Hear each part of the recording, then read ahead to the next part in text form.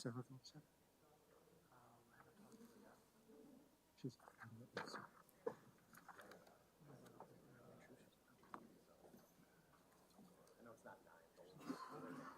Oh, okay.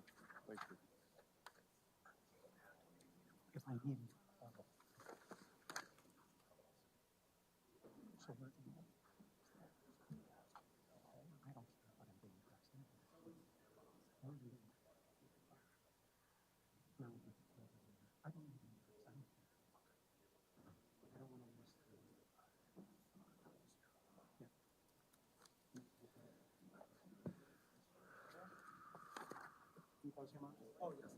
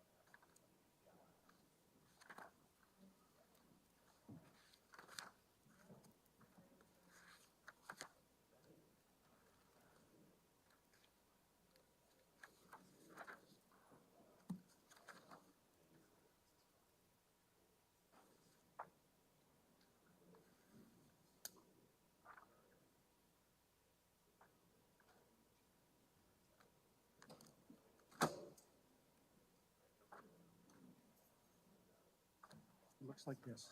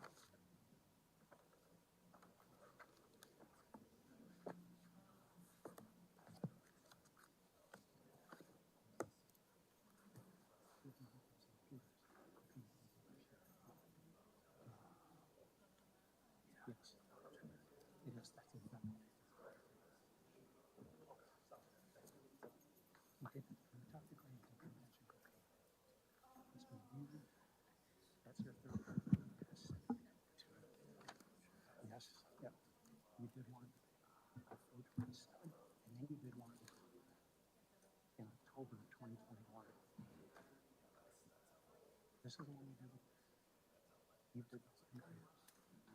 This was without. I'm sorry. Yeah. Okay, so you did. I just. That's when you need down here. That's when you need to.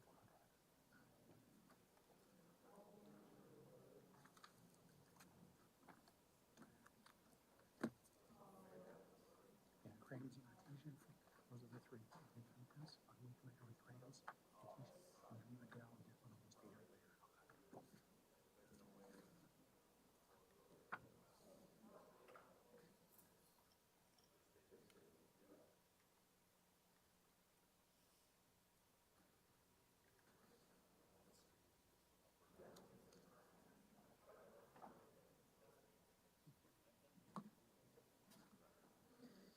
Hey, Mickey, how are we doing on jurors?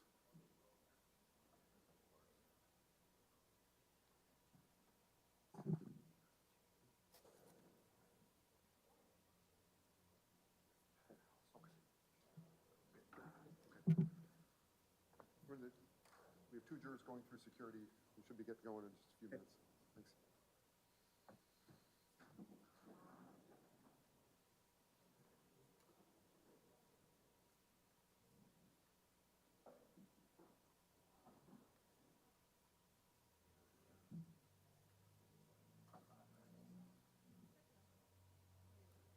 Yeah.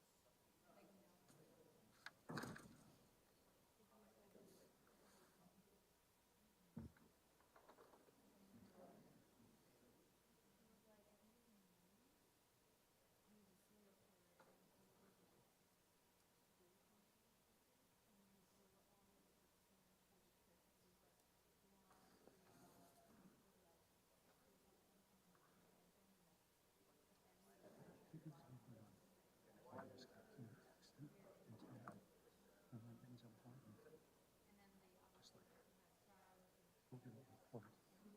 The one thing when you interview me, if you just go to his office, we won't go down there.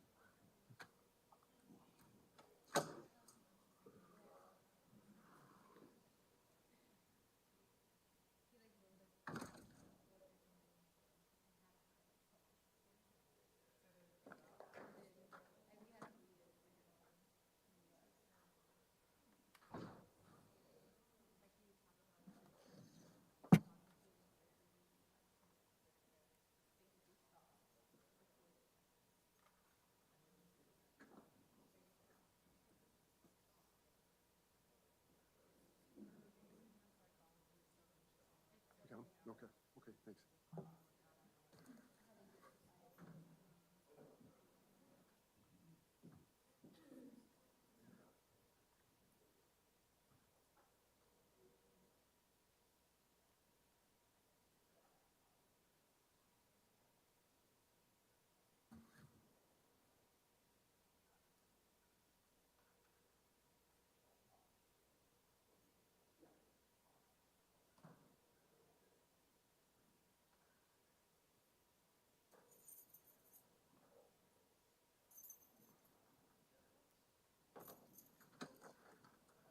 All right, good morning, everyone. We're about to start, so I just again ask for the signs everywhere, stay with everyone. Make sure that if you have cell phones, that they're off, they're on silent. So they're okay? Thank you, guys. No, we can start.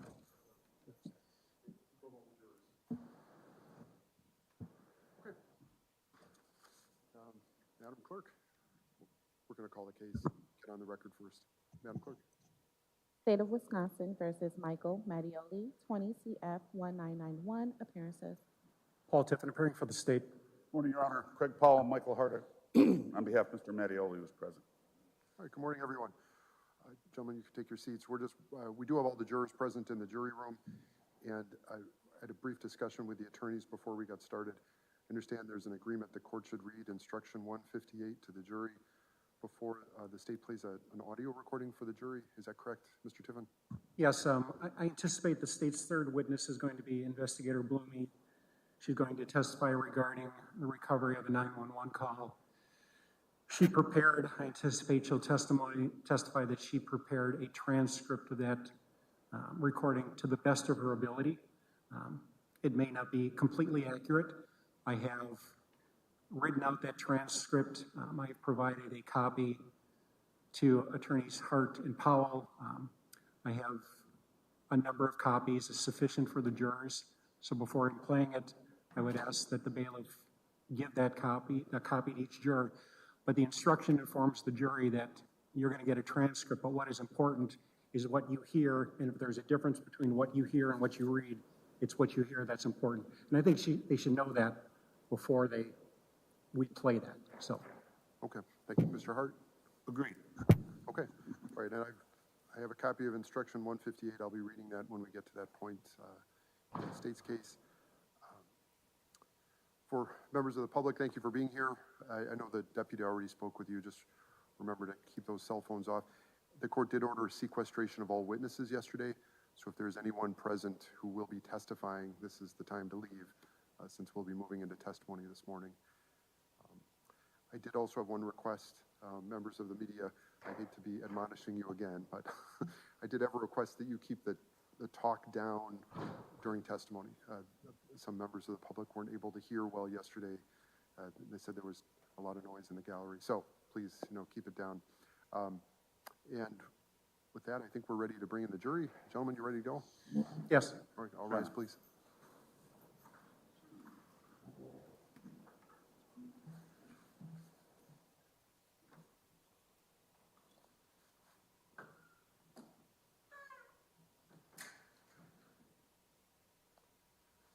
You can buzz in. Buzz in this way.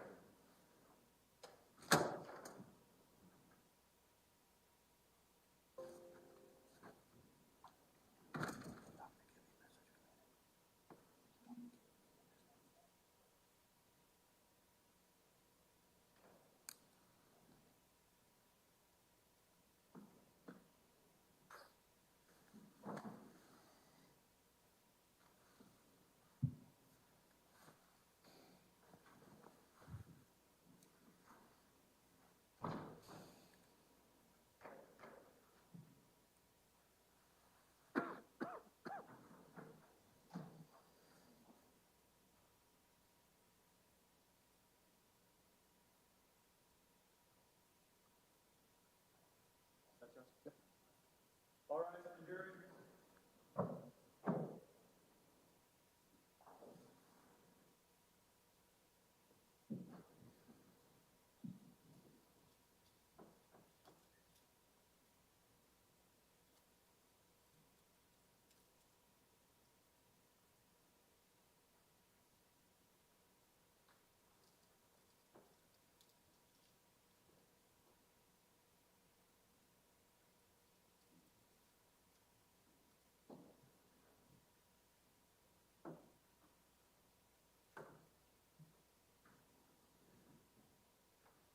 All right, good morning, everyone. Before you sit down, there are notebooks for you on your seats. It looks like most of you found those. So, but everyone, please take your seats.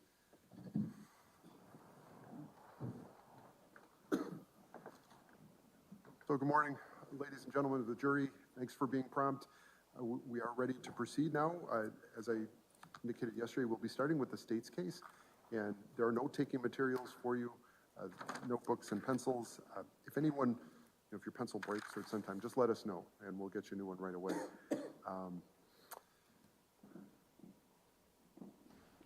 Otherwise, we're ready to start, and we're going to start with the state and Mr. Tiffin.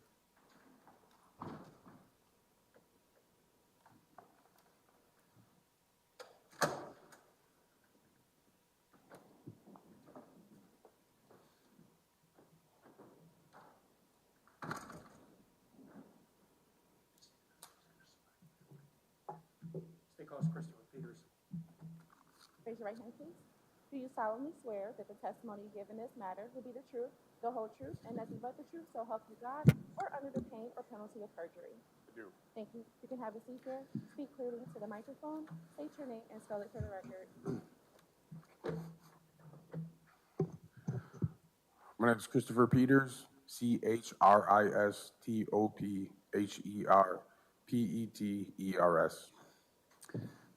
All right, thank you, Mr. Peters. We'll start with Mr. Tiffin. Mr. Peters, you understand why you're here this morning, correct? Correct. In your own words, how come? I'm here for the case between Michael and Joel and the events that transpired that night. Okay.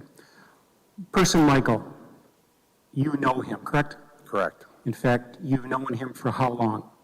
Most of my life, since I was born. You met him when? He was my neighbor back in the day. And the Michael you're referring to, do you see him in court this morning? Yes, I do. Just point out where he is and what he's wearing as he's in court. He's wearing a blue jacket with a blue tie. To your far right at the table, Correct. I would ask the record reflect the identification of Mr. Mattioli by the witness. No objection. So ordered. Mr. Peters, if you had to put a label on your relationship with Mr. Mattioli, what would it be? A really good friend. You also mentioned Joel, correct? Correct. What do you know about Joel? How long have you known him? I've only met him once before that night. And that night's the night why we're here, correct? Correct. You had met him once before that night, approximately when? If I were to guess, it would be maybe a week or two before that. And how did you meet him? What was the context of that meeting? We were at a pub crawl. And when you say we, who's the we? Me, Michael, and Joel. Just a little bit, you spent most of your life in Milwaukee, correct? Correct. You graduated from UWM. Correct. You have a degree in mechanical engineering. Correct. You currently employed? Yes. Doing what? I'm a GM for a health and wellness store, and I do HVAC work on the side. The reason you're here, the morning in question, where did those events happen? At Michael's house. And do you remember the address? I do not. It was in Milwaukee, wasn't it? Correct. About what time did you go to Michael's house? Around 9 o'clock. In the evening? Yes. And what was planned? Just to hang out, have a couple of drinks. You know, there's a bonfire there. And how did you get there? I drove. You arrive. Who's there? When I got there, it was Michael, Joel, and Andrew And what's Andrew's last name? Janowski. And who is Andrew Janowski to you? I met him in high school. He's a high school friend. Still a friend of yours? I haven't spoken or seen him since, but yes, Since these events you're going to talk about, is that correct? correct. But up to that point in time, he was your friend? Yes, You arrived, you drove there, correct?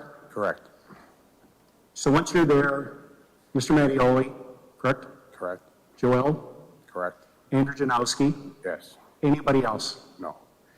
And when you arrive, where are those three men? From what I remember, they were in the backyard by the fire.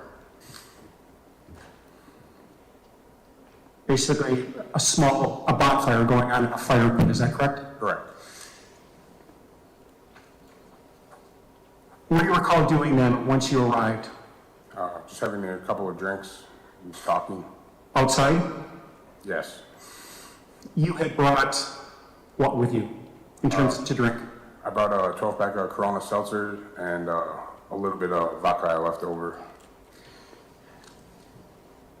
At that time, and you remember what year this was? 2020. Do you remember the date? The investigator told me I spoke with April 19th, I believe. Or was it April That seemed about 20th? right. Yes, At that time, 3.5 years ago, you also were using cocaine, weren't you? yes, Did you have cocaine with you? yes, While you were there at Mr. Mattioli's house, you were drinking alcohol? yes, Were you using cocaine? yes. When you used it, did you use it publicly or did you hide what you were using? I would hide. And explain how you would do that. I usually would go in the bathroom and use a key to do cocaine. By yourself? Yes, And why were you hiding it? because I was at a police officer's house and I didn't want anybody to know. Did you use cocaine that evening with anybody else? No, While you're sitting outside, you're drinking, correct? correct. Occasionally, if you can say how many times you would leave, excuse yourself, use a little cocaine and come back? Maybe once or twice. You didn't tell anybody what you were doing, correct? Correct.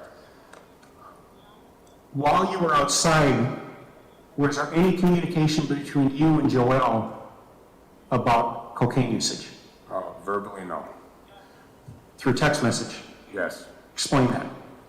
So while I was there, Joel texted me, do you want to go in for some blow? And blow means what? Cocaine. You received that from a text message? Yes. Did you respond either a text going back or verbally? No. Fair to say you just ignored it? Yes.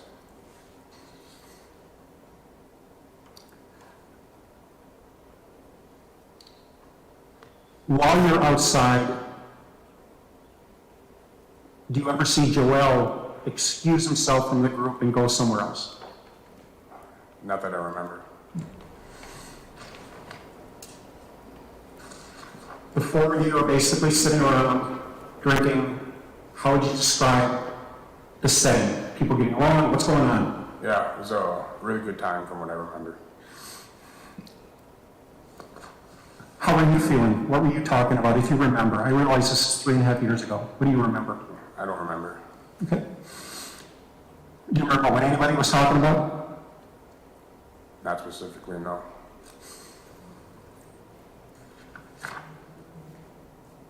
But what you remember is it's a good time, people are getting along. Is that fair?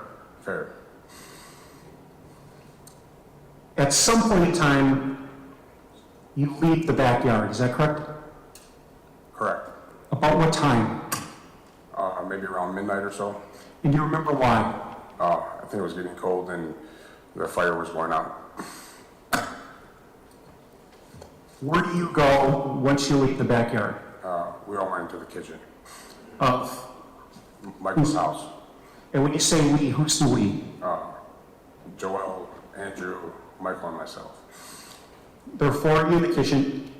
Michael live alone? Yes. Anybody else in the house? No. There's a kitchen table in there, correct? Correct. Do the four of you sit around the table? Yes. What happens then? I think we just did some shots, had a couple of drinks. That's all I remember, really. To the best you remember, you're doing the shots and having a couple of drinks? Yes. How about Mr. Janowski? I don't remember. How about Mr. Acevedo? Joel? I don't remember. How about Mr. Mattioli? I don't remember that either. How would you describe your condition? Intoxicated. In the kitchen, while the four of you are sitting around the table, what are you guys doing? Just drinking, maybe playing some cards. I don't remember. Talking? Yes. How would you describe the atmosphere in the kitchen? It was still joyful. Everybody was getting along. Were you planning on going home, or what were you planning on doing that evening? I was planning on sleeping over And why is that? because I don't want to drive when I'm under the influence of alcohol.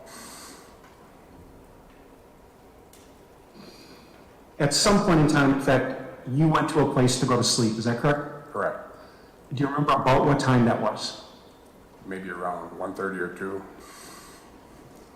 And where did you go? I went to the basement. What's in the basement? A couch, and there's a bathroom down there. And that's about all I remember. When you went to the basement, if you recall, where's Mr. Janowski? I don't remember. How about Joel Acevedo? I don't remember. How about Mr. Mattioli? I don't remember. You're in the basement. Did you fall asleep? Yes.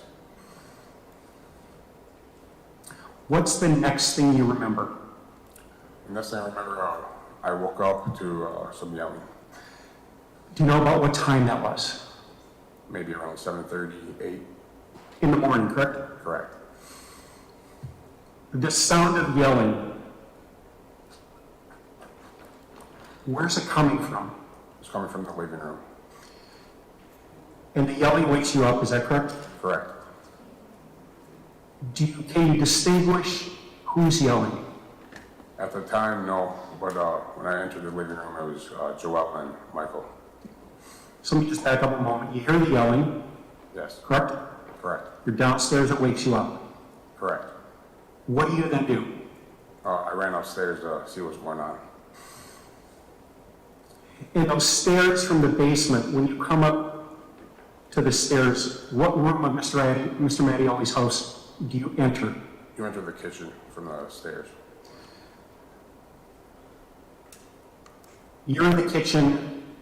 Do you see Joel Acevedo, Michael Mattioli, or Andrew Janowski? Not in the kitchen, but in the living room. The kitchen and the living room are really just separated by a small hall with a bathroom. Is that correct? Correct. So you see the three men in the living room. Is that correct? Correct. And what do you see or what do you hear going on once you're at the top of this, on the first floor?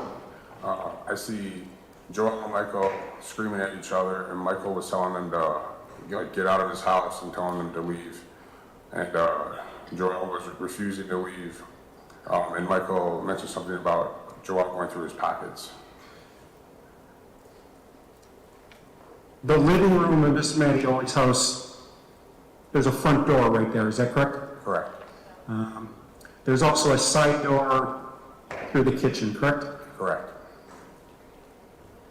You're standing in an area that if somebody wanted to go out the side door, they'd have to walk through you. Is that correct? Correct. When you hear what you just described, Mr. Mattioli telling Joel to leave, where are they standing? From the front door of Mr. Mattioli's house, where is he? They were both right by the front door. And where was Andrew? I don't remember. So again, what do you hear Mr. Mattioli saying to Joel? I'm sorry. What do you hear Mr. Mattioli saying to Joel once you're on the main floor? He was telling him to to get out to leave his house. And you heard him say why, correct? Or he was saying he did something, is that correct? Correct. What did you hear Mr. Mattioli say Joel did? He's saying he was going through his pockets. And what, if anything, do you hear Joel saying? When Michael was asking him to leave his house, Joel was refusing, saying like, no, like, fuck you, stuff like that. What do you remember happening then? I remember Joel shoving Michael back. Okay, just because there's a record, you've demonstrated with your right arm going out with your palm open, correct? I don't remember. I guess I was just using emotion, but I don't remember specifically. But I remember he shoved him. Joel shoved Michael. Correct. That's in the living room? Yes. Causing Michael, Mr. Mattioli, to do what? He like fell back a little bit. Did he fall like on his back or his butt, or did he just sort of take a step back? Took a step back. What do you remember happening then? Then I remember getting in between them and doing this motion, try to like separate them. So you're between Mr. Mattioli and Joel. Correct. And what you've demonstrated is holding your hands out, arms out, trying to keep them separated. Is that correct? Correct. Is that what you demonstrated in court? Is that what you were doing? From what I remember, yes. What do you remember happening then? After that, I got punched in the face. Who hit you? Joel. Where in the face? He punched me once in the nose, and then he also punched me right by my eye. What happened to you as a result of being punched? I fell backwards into the kitchen. I got knocked off my feet. You were like on your butt, or were you on your feet? I was on my butt. I was on my back. What do you remember happening then? I remember Andrew giving Joel a bear hug from behind, trying to stop him from coming at me. When that happens, you're where? I was in the kitchen. And when you see Andrew give Joel a bear hug, where are they? They are right like where the living room and the kitchen meet. So In the bear hug, is it chest to chest or is it chest to back? How? I don't remember. You see a bear hug between Andrew bear hugs Joel, correct? Correct. What do you remember then? I remember Joel and Michael and Andrew. Michael and Andrew were trying to like detain Joel, like make him relax, and they all like fall over into the kitchen.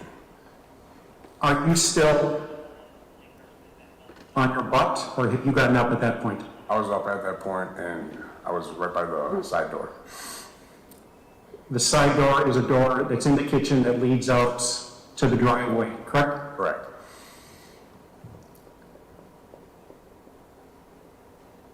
Correct to say that at that point in time, the four of you were all in the kitchen. Correct. What do you remember happening then? I remember Michael saying he was going to call the police. He said that maybe 2 or 3 times. And then he went into his pocket to grab his phone, call the police. And when Michael did that, where were you? I was in the kitchen. Where? The same spot by the side door. Where is Andrew Janowski? Andrew was by Joel's feet. Where's Michael? Michael is by Joel as well, by his like chest, his upper torso. And where's Joel? Joel's on the ground. Correct to say that 3 people are on the ground, you're standing up. Correct. And when you say Joel's on the ground, how is he on the ground? I don't remember. You don't remember if he's on his chest, his side, his back? I don't remember. And what do you see Michael doing? Michael's reaching for his cell phone, call the police. What is Joel doing? Joel is swinging and like struggling, like fighting. What's Andrew doing? Andrew was on his legs. What do you remember happening then? Michael called the police. And you're where when that happens? The same spot at the side door in the kitchen. What then happens when the call is made? So Michael was talking to the cops, and I remember Joel swinging the phone out of Michael's hand. You remember where the phone went? Yeah, it got knocked to the ground. What happened then? Then I picked it up. And what did you do? I talked to the dispatcher. You're inside the kitchen? Correct. Are you paying attention to what Joel, Michael, and Andrew are doing at that time? At that time, no. What are you paying attention to? Me on the phone call with the police. What do you remember happening then? I remember just speaking to the dispatcher, and they asked me for the address. And what did you do? Gave them the address. And then what do you remember happening? After the phone call, I went outside to wait for the police and smoke a cigarette. You got out of the house walking through which door? The side door And where did you go? in the driveway. When you left the house, do you know the position Michael Mattioli, Joel Acevedo, and or Andrew Janowski were in? I remember Joel was on his stomach, and Andrew was still by Joel's feet, and Michael was like putting his arm behind his back, like how like a police officer would detain someone. And how is Michael, is he standing or how is he positioned in relation to Joel? I don't remember.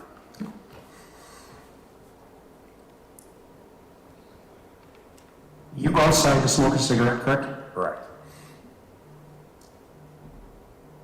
To the best you recall, how much time passes? The police ultimately arrive, correct? Correct. And you meet them where? In the driveway.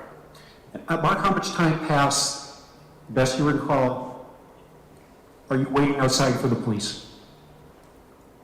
I'm not sure. If I had to guess, maybe 3 minutes, 4 minutes, 5 minutes. The police arrive and what happens? Police arrive, and I tell them there's a police officer inside who needs help, and they walk to me, and I remember opening the door, and Michael's dog, he was barking loud, and I grabbed him. Did you ever go back in the house or did you remain outside? I remained outside.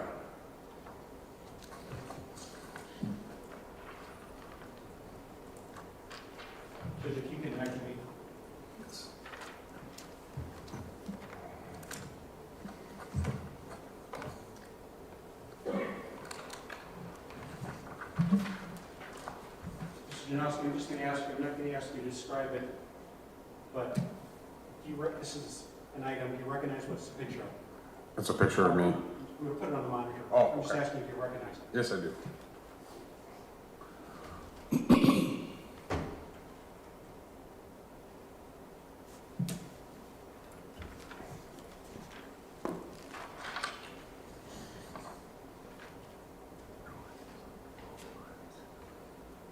Oh, what number is that?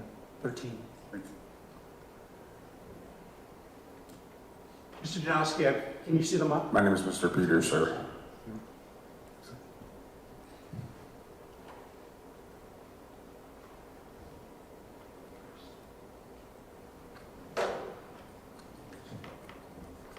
Mr. Janowski, I put on the monitor, My name is Mr. Peters, sir. I'm sorry, I apologize. No worries. Put on the monitor Exhibit 13, correct? Correct. That is a picture of you. Yes. The house behind you, that is whom? Whose house? That's Michael's house. When you had talked about the living room, the front door, that's where I'm pointing at. Is that correct? Correct. And the side door, I'm pointing out right there. Is that correct? Correct. This picture, is this the picture as you were standing outside waiting for the police? To the best you remember. To the best of my knowledge, yes.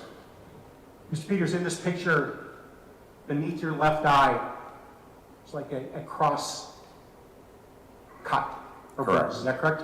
Yes, And at your left lip, there's also a mark. correct. What are those and how did you get those? Those are from Joel punching me.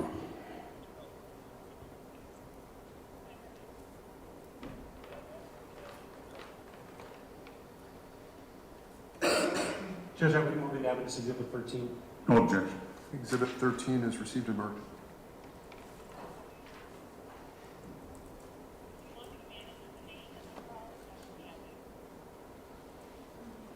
Judge, I have no further questions of Mr. Peters. Mr. Hart? Thank you, Your Honor. Mr. Peters, you were asked to start your testimony if you knew why you were here. You're not here voluntarily, are you? Can you clarify the question, please? Sure, you were given a subpoena court order to appear this morning. Correct. And that's why you're here. Yes, To tell this jury what you recall about the events of April 19th and before. yes, Okay, this gathering was a friendly gathering, am I right? correct, A gathering of 4 friends to relax, unwind, have a couple drinks in Mr. Mattioli's backyard before the bonfire. correct, And for most of the night, that's what happened, am I right? correct. Now, you have known Mr. Mattioli since the two of you were children. You had only recently met Mr. Acevedo, is that right? Correct, And you told Mr. Tiffin that you believe you had met him a week or so before the 18th or 19th of April, but this pub crawl you speak of was a St. Patrick's Day pub crawl, am I right? correct, And that happened where, downtown? yes, And that was near the St. Patrick's holiday sometime in March? correct, And that was a get-together of you, Mr. Janowski, Mr. Mattioli, and Mr. Acevedo. yes, And it's at that pub crawl that you first met Joel Acevedo. correct, And to the best of your recollection, you had never seen him or socialized with him before then? correct, You were introduced at the pub crawl to Mr. Acevedo by Mr. Mattioli. correct, And almost immediately, upon meeting Mr. Acevedo, the two of you struck up a kinship, if you're comfortable with that term. sure, And at some point, within the first couple hours that you first met and were introduced to Mr. Acevedo, the subject of cocaine use came up, did it not? Judge, state objects to incidents that happened a month prior to this alleged offense. Sustained. Can we approach him? Sidebar.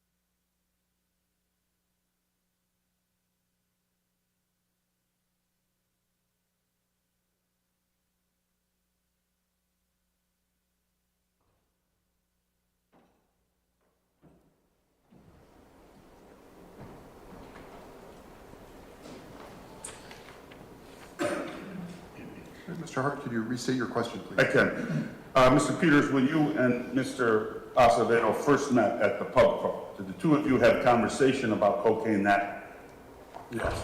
And in fact, did you do cocaine with Mr. Acevedo that night? I don't remember. I'm sorry?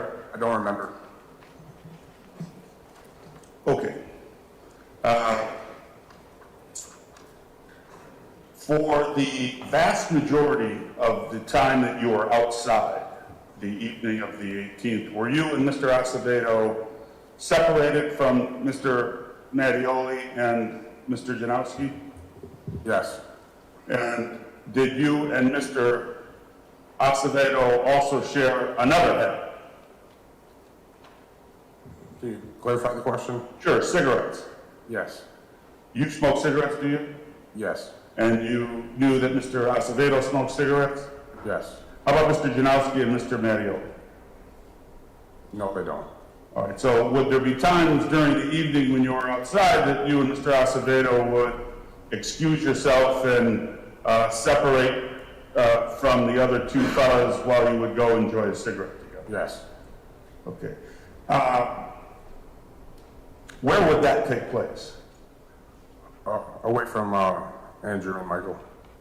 And while you attempted to hide your cocaine use that night, there was no disguising what the two of you and Mr. Acevedo were doing when you were smoking cigarettes, am I right? Correct. While it may be against the law to snort cocaine, and that's something you would want to avoid in a Milwaukee police officer's home, smoking cigarettes was no big deal. Fair? Fair. All right. And when the night was over, that bottle of vodka that you brought, was that exhausted? Was it done? I don't remember. And how about the seltzers that you brought? Yes, they were gone. So the 12-pack of Corona seltzers, either you individually or you with the others had consumed all of those. As far as I remember, yes. Was there other alcohol at the party? Yes. And was it generally understood that those who came over would bring their own? Yes. Okay, and is that what happened that evening? Yes. Do you remember what Mr. Acevedo was drinking? I don't remember. And would that also be true of Mr. Mattioli and Mr. Janowski? Correct. Okay, so during the evening, maybe once, maybe twice, you would sneak out to do cocaine kind of surreptitiously. Mr. Tiffin asked you whether you saw Mr. Acevedo attempt to do the same, and I think your testimony was you did not. Is that right? Correct.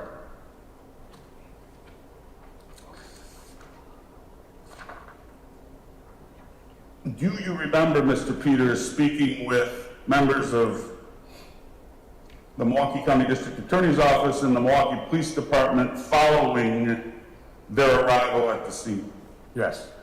In fact, you initially spoke with an officer at the scene briefly, and then later you were taken to the District Attorney's Office for a more in-depth recorded interview. Is that true? Correct. And specifically, do you remember speaking with Officer Grams later in the day? Yes. And do you remember telling Officer Grams that you saw Mr. Acevedo go to his car several times that evening? Yes. And do you remember what that said to you or signaled to you as you observed it in real time? Unusual behavior. And possible what? Possible drug use. By Mr. Acevedo. Correct. And the reason you thought that that was at least possible is because that's how guys who are doing drugs around people who don't do drugs slide away without tipping themselves off. Is that fair? That is fair. And in fact, that's what you were doing. Correct. And when you saw Mr. Acevedo behave similarly, that's what came to your mind. Yes. And that's what you told Detective Grams. Yes. Okay.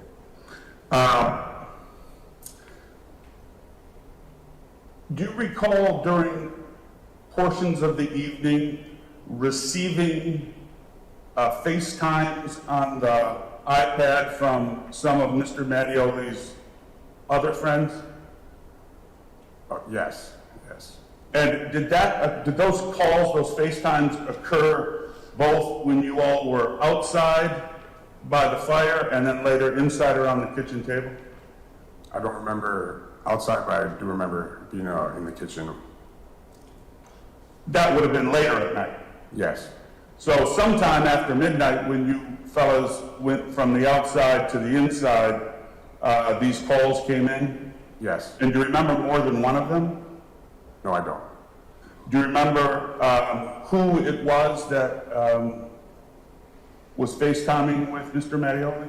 Yes, Michael's friend Loki. I'm sorry, Michael's friend Loki? Loki. And do you recall whether it was Michael's friend Loki who contacted Mr. Mattioli or Mr. Mattioli called him? I don't remember. Have you socialized with Loki before? Yes, And do you know if he was one of the people that at least was extended an invitation to come over to Mr. Mattioli's that evening? I'm not sure who was invited. Did you participate in the FaceTime with Loki? I don't remember. Did Mr. Acevedo, do you know? I don't remember. And during that FaceTime, everyone again was getting along famously. Yes. There was no strife No. and no suggestion that anyone was either unhappy, hostile, aggressive towards anyone. Correct. And when the time came that you had had enough for the evening, you decided to call it quits somewhere around 1:30 or 2, is that right? Correct. And when you made that decision, you told the guys you were going to bed and went downstairs, which is where you generally stay when you would stay over at Mr. Mattioli's, is that right? Correct. Did you have specific conversation with Mr. Mattioli that night about whether you would be staying, or was it just assumed? It was just assumed. And by that, you mean you understood that you would be drinking to the point of intoxication. Mr. Mattioli knew likely that you would drink to the point of intoxication, and nobody was interested in anybody getting in a vehicle. Is that fair? Correct. And so when you went downstairs, your recollection is the other three fellows remained seated around the kitchen table? Yes. And when you got downstairs, you fell asleep on the couch? Is that what happened? Correct. And that's where you remained until you heard the yelling coming from upstairs somewhere around 7:30 the next morning? Correct. And when you heard the yelling, you heard voices but weren't able to identify them because you're down a level in the basement. Do I have that right? Correct. And with respect to the basement level, the stairs comes out of the kitchen, is that true? True. And at the top of the stairway, there is no door, is that true? Correct. Okay, so it's not as though there's a basement door that was closed when you went down there. As the ruckus is going on upstairs, you can hear it straight down the stairway. Yes. And your reaction is to come upstairs, is that right? Correct. To see what's going on. Yes. And was there any indication when you went to bed, Mr. Peters, that anybody should be arguing or quarreling about anything? Not at all. And I think it goes without saying, but to that point, the previous night, no one had put their hands on anybody else or had a cross word. That's correct. To that point, when you went to bed, do you know where Mr. Janowski and Mr. Acevedo were planning on staying that night? No. When you stayed at Mr. Mattioli's overnight before, had you ever stayed over when Mr. Janowski was there Yes. and stayed over? Correct. And to the best of your recollection or understanding, was that Mr. Acevedo's first appearance at Mr. Mattioli's home, if you know? Can you repeat the question? Sure. Do you know whether that was the first time Mr. Acevedo had been to Mr. Mattioli's? I'm not sure. But you know you had never been there with him before. Correct. And when you and Janowski had been there before, do you know where Janowski stayed then? I would assume upstairs on a couch. And by upstairs, I mean the first level. I only want to know what you know. Okay, I do not know. I mean, did you ever see Mr. Janowski sleeping on the couch upstairs Not that I remember. before this night? Correct. Okay. And when you came upstairs, to the best of your recollection, where was Mr. Janowski? On the couch. Was he sleeping still? I don't remember. Was he actively engaged in the yelling between Mr. Acevedo and Mr. Mattioli? He would. Can you clarify the question? Sure. Was Mr. Janowski engaged in the yelling between Mr. Acevedo and Mr. Mattioli? I don't remember hearing them yell. Mr. Janowski. Correct. Okay. And when you got to the top of the stairs, what you observed is Mr. Mattioli yelling, "Hey man, you need to get out of my house. You need to leave." You heard him say that. Yes. Did you say that once or did you say it more than once? More than once. Yelling to Mr. Acevedo, "You need to go." Correct. And did you know what he was talking about, why he wanted him to go? I don't remember it at that time, but I remember Michael saying, "You're like stealing from me. You're going through my pockets." You heard him say that. Michael, yes. Mr. Mattioli said that to Mr. Acevedo. Yes. And you need to go now. Yes. And how did Mr. Acevedo respond? He said no, like, fuck you, some along those lines. He refused. Mr. Acevedo responded directly to Mr. Mattioli, "Fuck you, I'm not leaving. Yes. I'm not leaving your house even though you're commanding me to leave." Is that what you heard? Yes. Now, this conversation or yelling took place in the living room near the front door at the bottom of the stairs which lead upstairs, is that right? Can you repeat that, please? Sure. The yelling that you're telling us about right now, "Leave, fuck you, I'm not leaving," that occurred in the living room, in the room where you later learned Mr. Janowski had been sleeping? Yes. And that's at the bottom of the stairway that leads up to Mr. Mattioli's bedroom, is that true? That's true. And also near the front door. Correct. And in all the times that you had stayed or been to Mr. Mattioli's home, had you ever used that front door? I would assume so. I don't I know. want you to assume again. Yes. You had. Yes. Okay. On this particular night, did you come in the kitchen door, if you remember, or the front door? The side door. That's the door that leads into the kitchen. Yes. Okay. I want to show you what. You know how many. If you start with like, you're fine. I'll show you what the mark for identification purposes as Exhibit 25.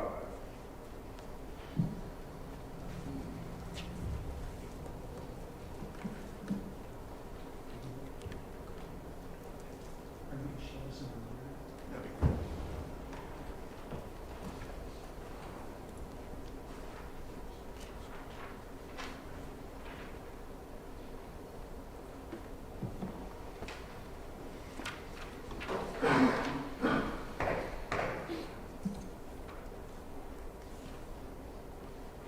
And ask you if you can identify this exhibit.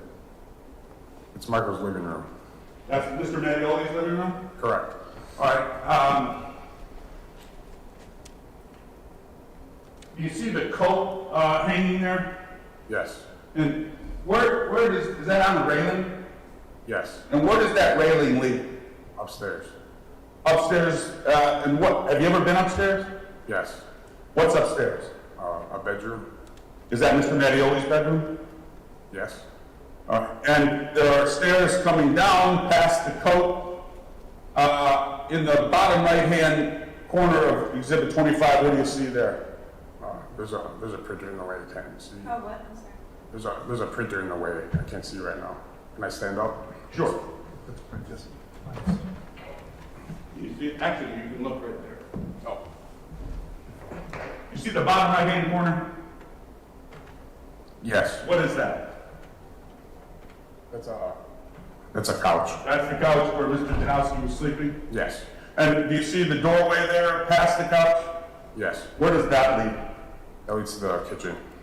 And how about to the left of that doorway? That's around where the basement entrance is. All right, so is that where you came out of? Yes. And the kitchen then would be to the back right, and the more immediate right leads you into the living room. Can you repeat that? Sure, coming out of the basement, up the stairs, you go straight, you go into the kitchen, and if you make kind of a sharp right, you're in the living room. Correct. And that's where the three men were when you heard the yell. Yes. Okay. And then the front door is to the left of the stairway, is that right? Yes. Okay.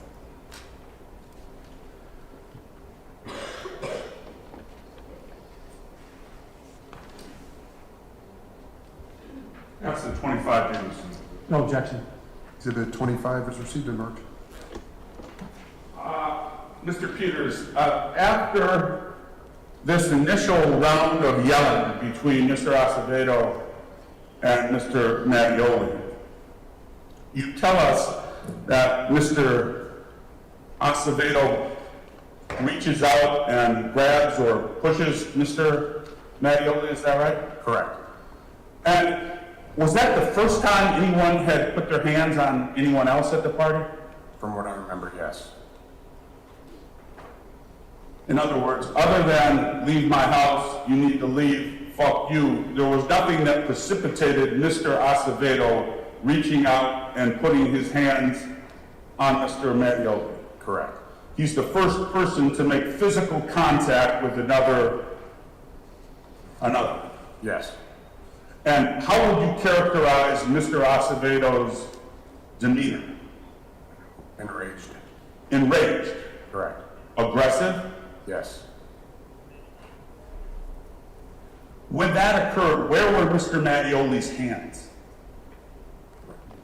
I don't remember. Do you remember telling law enforcement that at that point in time, Mr. Mattioli's hands were down by his sides? Yes. So as you think about it, is that where Mr. Mattioli's hands were? Yes. When Mr. Acevedo reached out and either punched or pushed or grabbed him? Correct. And Mr. Mattioli's response to being grabbed or punched or pushed was to take a step back, is that what you said? Yes. But it did not knock him over. No. At that point in time, you are still at the threshold of the stairway leading down to the basement? Yes. Somewhere between the kitchen, the living room, and the basement stairs. Yes. Would you call it the landing? Is that a fair description? Yes.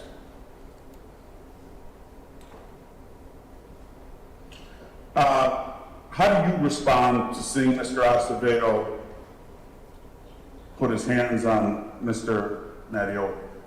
I tell him to relax, and I go in between them and kind of push Joel. You told Mr. Acevedo to relax? Yes. Meaning, hey, we don't need to do this, guys. Correct. We're all friends. Yes. I don't know what set you guys off, but Exactly. stop. Yes. Is that what you were doing? Yes. And again, tell us about the relative size of Mr. Acevedo and Mr. Mattioli. He's much bigger than Michael. He's taller and stockier. Mr. Acevedo Relative to Michael, yes. was a big man, Yes. stocky and put together. Correct. Were you able to separate the two of these guys? Let me back up, strike that question. They didn't need to be separated, or did they? I mean, they weren't engaged in a fight at that point, am I right? Correct. So you really weren't separating them, you were saying, hey, Yes. relax, Joel. Yes. Did he? No. What did he do? He punched me in the face. How hard did he punch you in the face? Very hard. Did it make a smack? Yes. You ever been punched in the face? Yes. In fact, you have some boxing training, do you not? Correct. You know what it means to have your bell rung? Yes. Did the punch from Mr. Acevedo ring your bell? Absolutely. And what does that mean to you? That means when your bell gets rung, that means you're kind of out of it, and you're like stunned. Stunned. Yes. And Mr. Acevedo then followed that up with a second punch. Correct.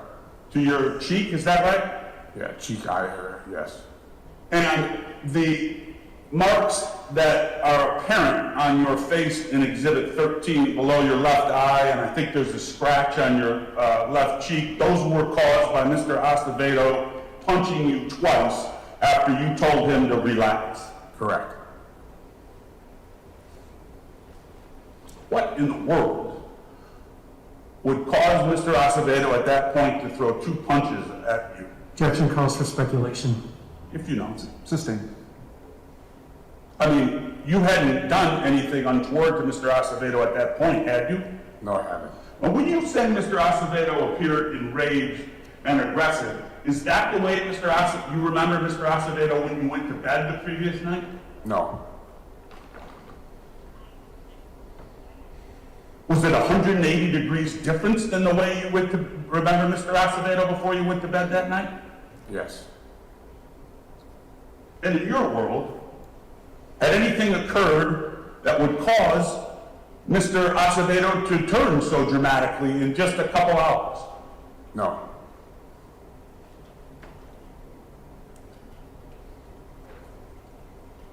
So as you sit here today, you have no real explanation for that. No.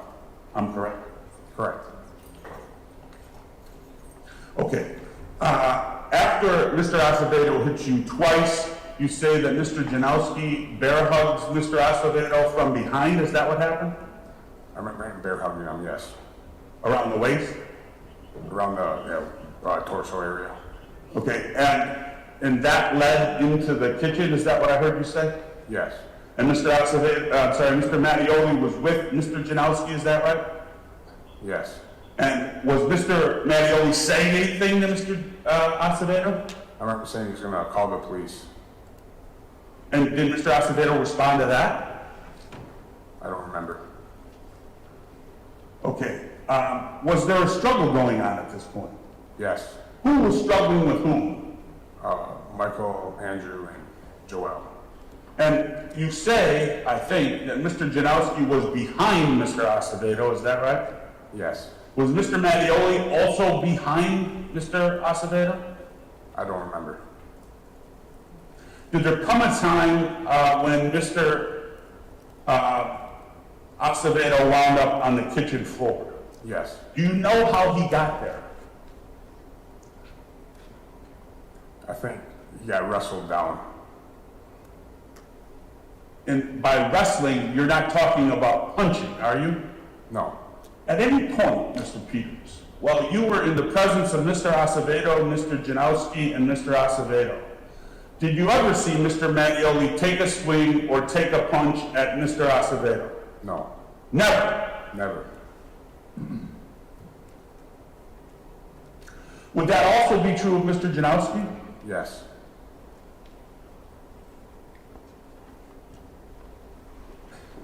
And at some point, Mr. Janowski was able to get himself on Mr. Acevedo's legs. Is that right? Correct. Do you know why he did that? Objection calls for speculation. Sustained.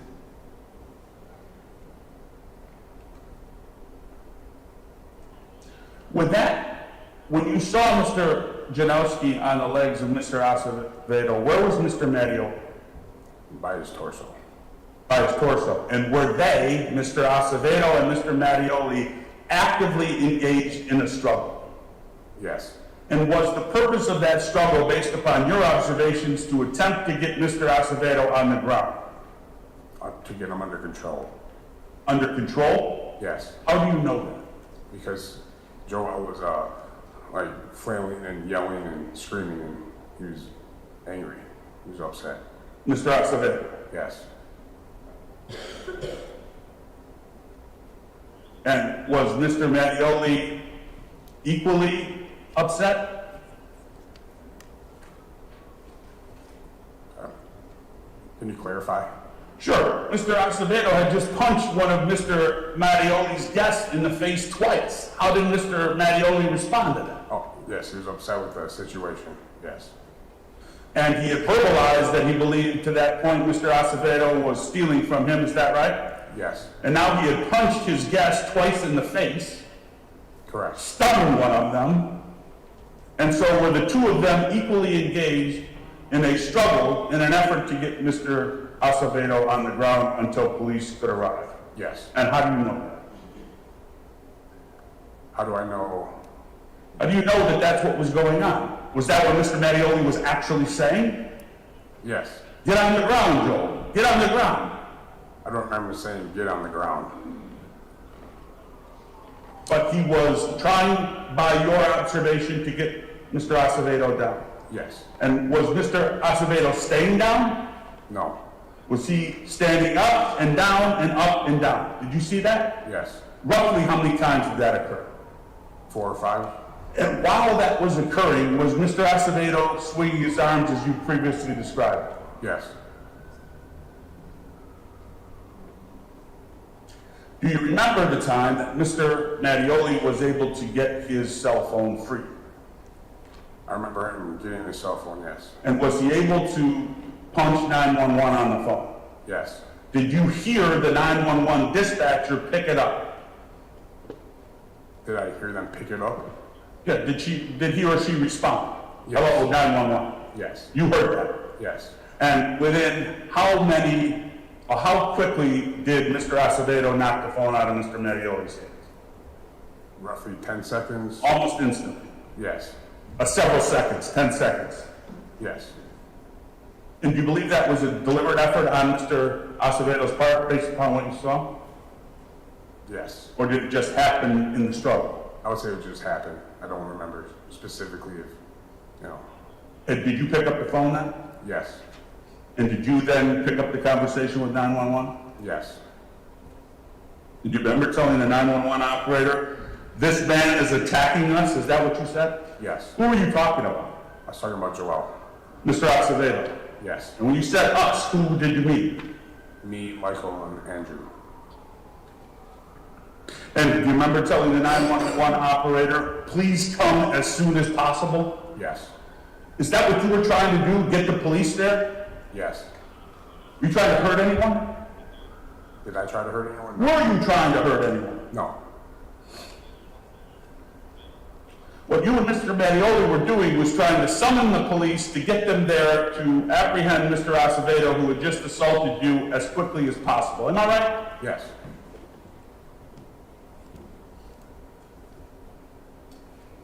Did that happen? Did what happened? Did the police arrive? Yes. And before they arrived, did you leave the kitchen? Yes. And when you left the kitchen, was Mr. Janowski stationed on Mr. Acevedo's legs, and Mr. Mattioli was on Mr. Acevedo's torso? Andrew was by his legs, and Michael was trying to, you know, like, put his arm behind, Joel's arm behind his own back. To restrain him? Yes.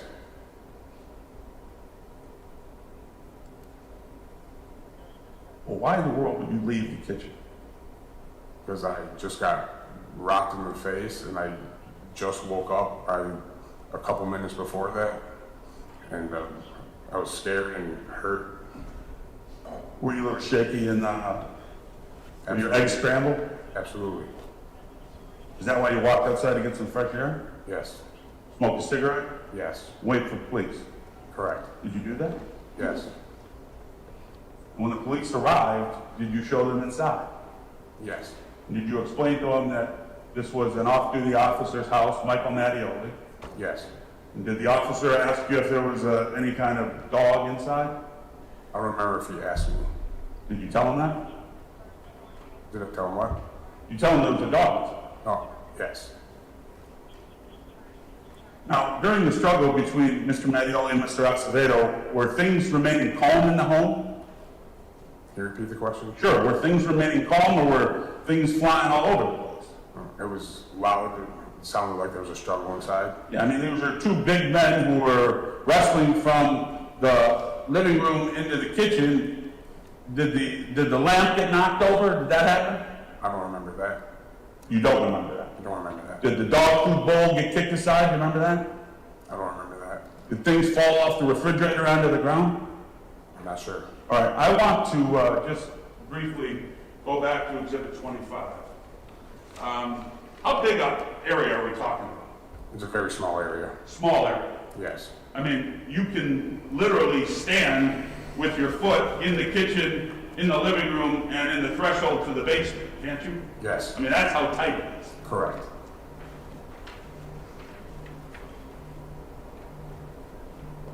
And you got these two big people, Mr. Acevedo and Mr. Mattioli, you're standing there, and Mr. Janowski is standing there, all trying to make sense of this.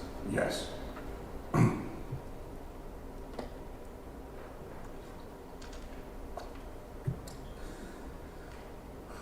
Okay, I need to go back just to one subject.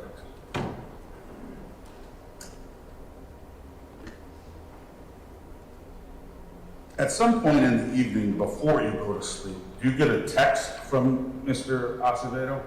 Yes. Now, you, Mr. Acevedo, can speak freely. I mean, you're right there, yes? Yes. But instead, you get a text from Mr. Acevedo. That's true? Correct. And you remember what the text subject was? He asked me if you wanted to throw down for some blow. And what did that mean to you? I mean, if I want to spend money with him to buy cocaine. Throwdown means contribute to a party. Yes. And as I understand your testimony, you never responded. Correct.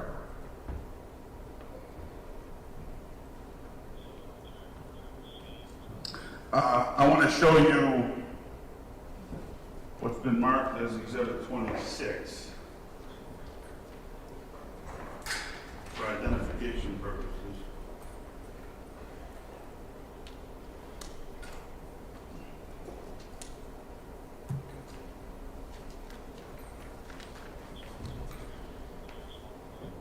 And ask you first if you can identify this guy. Yes. And what does that represent? It's a text message from Joel to me.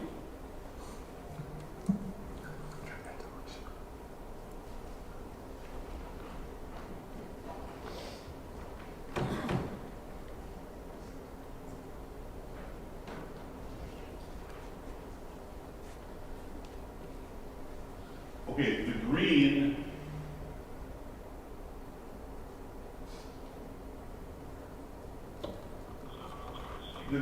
is are the text messages from Mr. Acevedo to you? Yes. Are you able to see the time that text was sent? I cannot. All right, look right on that screen, right in the bottom right. May I stand up again? Yes.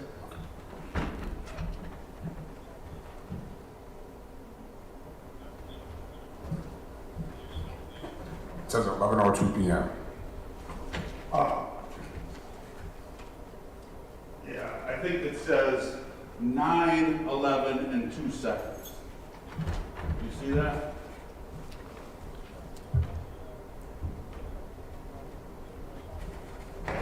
Yes, I do. And that says on April 18, 2020, that's the night you all gathered at Mr. Mattioli's. Correct. It says 414-840-6359. Whose cell phone is that? That was my old cell phone number. Okay. This is Joel trying to go in on some blow. Is that what he texted you? Yes. And then, can you see the second text at 1:40 the next morning, 1:40 and 4 seconds? Yes. And again, that is, based on your recollection, a text from Mr. Acevedo to you at the same cell phone asking, can we go to the basement? Do you see that? I see that. I don't remember that text specifically. You don't remember receiving that text? Correct. Do you know why Mr. Acevedo would be interested in going in the basement with you? Objection calls for speculation. Sustained. The basement would have been a place away from Mr. Mattioli and Mr. Janowski, am I right? Yes.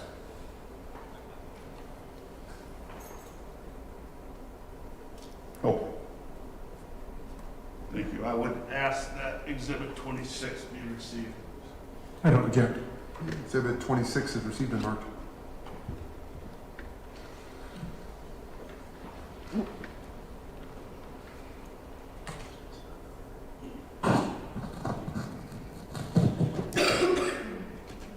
Thank you, Mr. Peters, that's all. Thank you, Mr. Tiffin. I have no regret. Thank you. Thank you, Mr. Peters. You can step down.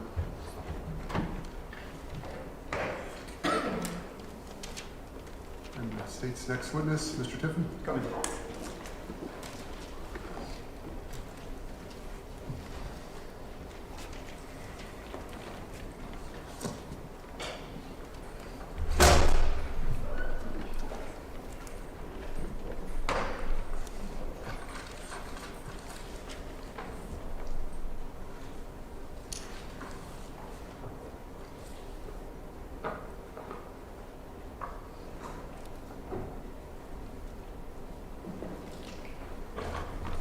State calls Andrew Janowski.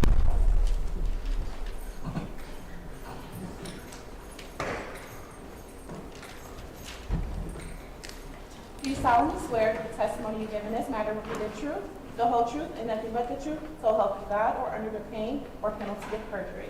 I do. Thank you. You can have a seat here. Speak clearly into the microphone. State your name and spell it for the record. Andrew Janowski, first name A-N-D-R-E-W, last name J-A-N-O-W-S-K-I, Thank you, sir. We'll start with Mr. Tiffin. Mr. Janowski, how are you? 33. And how are you currently employed? I work as a case manager, For whom? Wisconsin Community Services. Previously, you were employed by the Department of Corrections as a probation and parole agent, correct? Yes, And previous to that, you were a correctional officer in the institution, is that correct? yes. Who is Christopher Peters to you? He's a friend. And you've known him since high school? Yes, freshman year of high school. And who is Michael Mattioli to you? He was a friend that I met through Chris Peters. And Michael Mattioli, do you see him in court this morning? Yes, Please identify where he's seated as he's in court this morning. he's on my right-hand side wearing blue shirt and blue tie. I would also like to collect the identification of Mr. Mattioli by the witness. No objection. So ordered. Mr. Janowski, could you pull the mic a little closer to you, please? Yes, Judge. Do you remember approximately when you met Mr. Mattioli? I would say it was the summer of 2019. And after meeting him, what label would you put on your relationship? He's a great guy, he's a great friend. Friends, right? Correct. You had been to his house? Correct.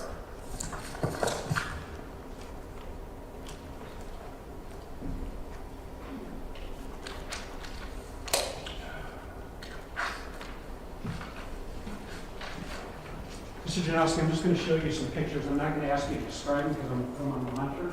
I'm just going to ask you if you recognize what these are pictures of. Yes or no? Don't describe it. You recognize what it's a picture of. Yes. Yes or no? I don't recognize that. Yes or no? Yes. Yes or no? Yes. This one you don't, correct? Yes.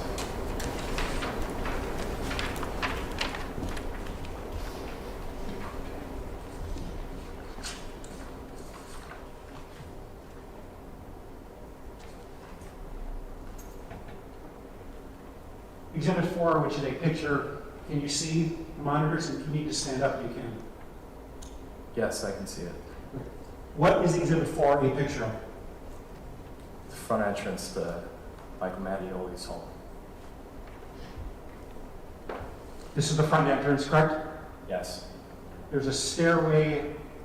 If one is looking at the front entrance on the right, there's a stairway, correct? Correct. And it goes where? Upstairs. And this area, as one's looking at the picture to the left, is what room? To the left is the living room. This is Exhibit 6. We're putting it in this. Recognize what that is a picture of. Are you asking what it is a picture of? Yeah, you recognize what part of, what is a picture of? I'm unsure which stairwell that is, but see the stairwell on a lamp. Let me just show you Exhibit 4. You recognize this. There's this red coat, correct? Correct. Exhibit 6. Does that look like the same coat? Yes. So this stairway, based upon what you testified, would be stairs leading where? To the upstairs.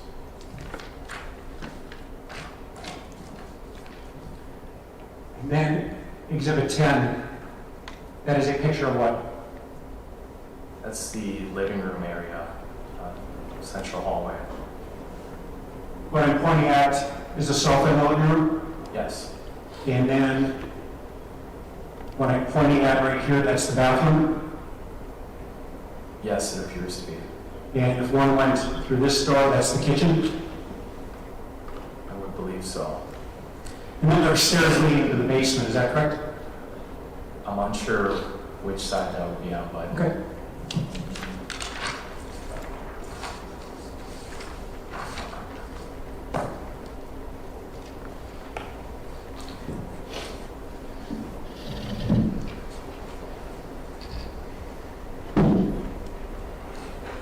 You've already explained how you know Christopher Peters, Mr. Mattioli.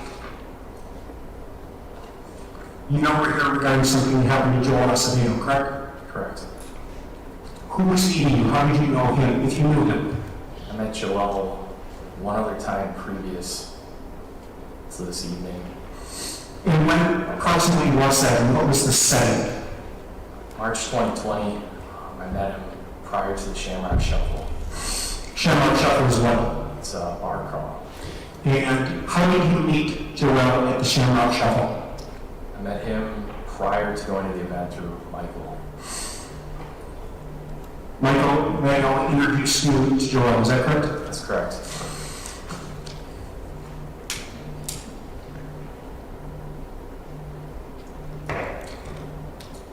The folks know why we're here. You went south of Mr. Mattioli's house, correct? Correct. It happened in the morning, is that correct? Yes. You guys spent the night in Mr. Mattioli's house? Yes. I'm going to start before you slept there, okay? Okay. Fair to say there was an agreement or invitation to come over to Mr. Mattioli's house, is that right? Yes. And who invited people over? If I recall correctly, it was Michael that invited me over. About what time did you go over? It was after 8 p.m. And how'd you get there? Drove my personal vehicle. You arrived by yourself or anybody else? By myself. When you arrived, is there anybody else there? I recall seeing Joel Acevedo's car parked outside on the street. Walked in the backyard, it was Michael and Joel. Those were the only two individuals there. So when you arrived, there are now 3 people there, is that correct? Including myself, yes. When you first arrived, what are Mr. Mattioli and Joel Acevedo doing? They were sitting in the backyard. And is there a fire? Yes, there was. They're sitting by the fire? Yes. You had brought over what to drink? I brought over some beer. Once you get there, you join those two sitting by the fire? I did. We exchanged pleasantries and recall, yeah, spending time in the backyard with them. I'm sorry, can you just repeat that, please? Oh, sorry. Can you join them? Yes, And sometime there's another person come over. yes, Who is that? Chris Peters. Prior to Chris getting there, is it accurate to say you, Joel, and Michael Mattioli are sitting by the fire, just drinking? That's accurate, yes. How would you describe the mood? Are people getting along? How would you describe it? It was a good mood. It was a good mood. Chris comes over, Mr. Peters, is that correct? That's correct. And what happened when he comes over? It was, we welcomed him, from what I recall. I don't recall anything changing, Are there then 4 people sitting on the fire? including Chris, yes. Anybody else there? Not that I can recall. The 4 of you outside, you're sitting by the fire. For how long? I would say a few hours. And during that period, a few hours, what's going on? We were just talking out there, having some drinks. Recall smoking a cigar out there too. There was nothing that really stood out. Who was smoking the cigar? Myself. Anybody else? Michael may have been smoking one as well. Were you aware of anybody using any type of illegal drug? Not that I know of. At some point in time, you leave the backyard, is that correct? That's correct. About what time and why? I'm unsure what the time was. This was 3.5 years ago now, but I remember the fire had started going out and it was getting late. Once you leave the backyard, where do you go? Inside the house. And who goes in the house? I recall myself going in, obviously. I know Michael went inside as well. I can't recall if Chris and Joel went in either. Where do you remember going? I remember going into the kitchen area. And what did you do in the kitchen? Sat around, talked, had some more drinks inside of there. Who was sitting around you talking? I recall for the majority of the time it was myself and Michael. Do you recall, did Joel and or Chris ever join you and Michael in the kitchen? Towards the end of my time being awake and being in there, yes, I do recall them coming. And then, what do you recall them doing? They were just sitting at the table drinking with us, talking. Anybody playing any games or just talking and drinking? We were just talking and drinking. How would you describe the mood amongst the 4 of you? It was a good mood. We were telling jokes. We were just having a good time.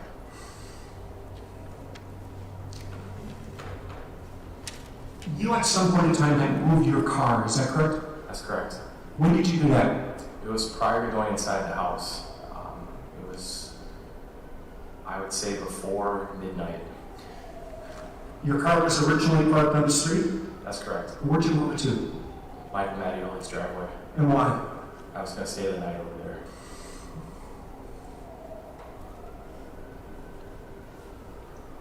Because you'd been drinking? Yes. At some point in time, you end up going somewhere to go to sleep, is that right? That's correct. Do you recall approximately what time that was? I don't recall. It was likely after 1 a.m. Where do you go? I go to the living room on a big couch. And that couch that you sort of saw the corner of in one of the pictures, is that the couch where you went? I believe so. You went there to go to sleep? Yes. When you went to go to sleep on the couch, do you know where Michael Mattioli was? I recall he was in the kitchen still. Do you know where Christopher Peters was? I believe he was in the kitchen as well. Do you recall where Joel Acevedo was? I believe he was in the kitchen as well. Had anybody else come over to that house? No. Did you end up going to sleep? I did.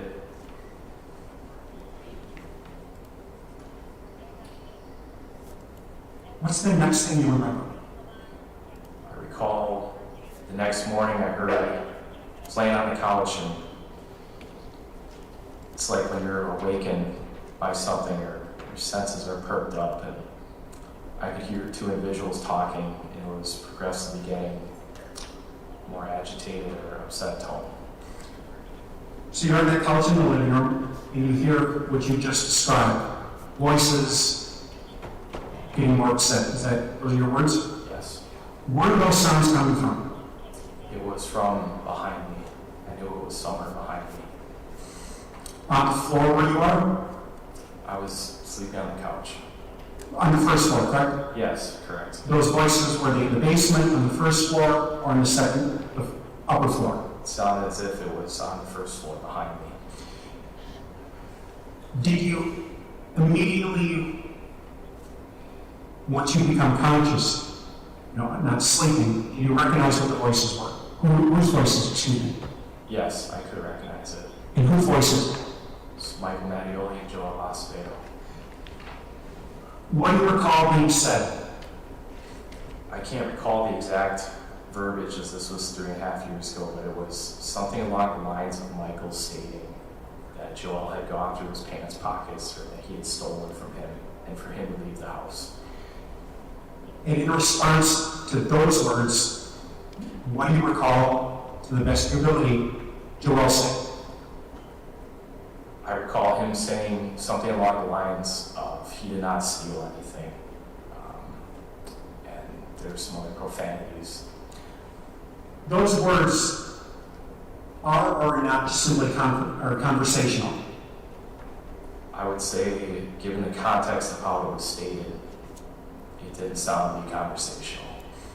Fair to say that there are voices, would it be fair to say they're yelling at each other, or how would you describe it? They weren't yelling at each other, but it was an elevated tone. What do?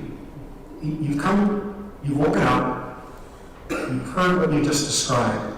What do? I stood up from the couch. I didn't involve myself directly with the situation. I stood right there and was watching them, And you're watching whom? both Joel and Michael. At that point, do you see Christopher Peters in that room? Not at that time. What do you remember happening then? Pardon? What do you remember happening then? You've gotten up from the sofa, as you described, correct? With the couch. Correct. Michael Mattioli and Joel Acevedo are confronting each other. Correct. What do you remember happening then? I recall something happened that made Michael stagger back. Do you know what that thing was? I don't know. Okay. But it was something where I saw him visibly stagger back. And Michael's tone elevated at that time, yelling, ordering Joel to get out of the house. Michael was yelling at Joel to get out of the house. Yes. In response to that, is Joel yelling anything in response? He was at a heightened state of agitation. I don't recall what exactly he was saying, but he was upset. What do you remember happening then? I recall Chris Peters coming from somewhere, and also in a very heightened, animated type of way, yelling at Joel to get the fuck out of the house, was what he was saying. Chris was yelling at Joel? Yes. You don't know where Christopher Peters came from, though, do you? I don't know. What are you doing? I'm still standing there in the living room. Have you inserted yourself into what's going on? I have not. What do you remember happening then? I recall when Chris came upstairs and started yelling at Joel, that Joel struck Chris, and Chris went, essentially, my recollection, flying down the hallway. Is that the hallway that leads to the bathroom or the kitchen? The hallway that would be facing westward. Chris knocked out the speed? If you remember. I don't recall him being, I don't recall. He fell down. Chris did. Yes. Did you see what caused him to do that? He was struck by Joel. What do you remember happening then? Recall Michael involved himself physically and decentralized Joel into the kitchen area. And when you say decentralized, describe what you mean by that word. It's like a tackle. Where are you at that point? I was still in the living room, and once he had tackled him, I came around the corner and saw him on the kitchen floor. So you come into the kitchen, is that correct? That's correct. Where do you see Joel? Just on the ground. On the ground, how? He was on his stomach, and Michael was straddling his back. And by straddling, describe what you saw. A mounted position. So it would be fair to say that Joel is between Michael's legs? Yes or no? Yes. Where is Michael's chest? To the best of my recollection, it was still elevated at the time. What happened then? I involved myself. I placed my body over the back of Joel's legs. I could see that he was struggling with Michael. Why? I did that because I knew that the police were on their way. How do you know that? I had just heard, call the police, call 911, something along those lines. And where's Mr. Peters? I don't recall where he was at that time. Once you put yourself on Mr. Acevedo's legs, what do you see happen with respect? Mr. Acevedo's on his stomach, correct? Correct. What do you see happen with respect to Michael? How he's positioned on Joel? I could just see his back. That's all I could see.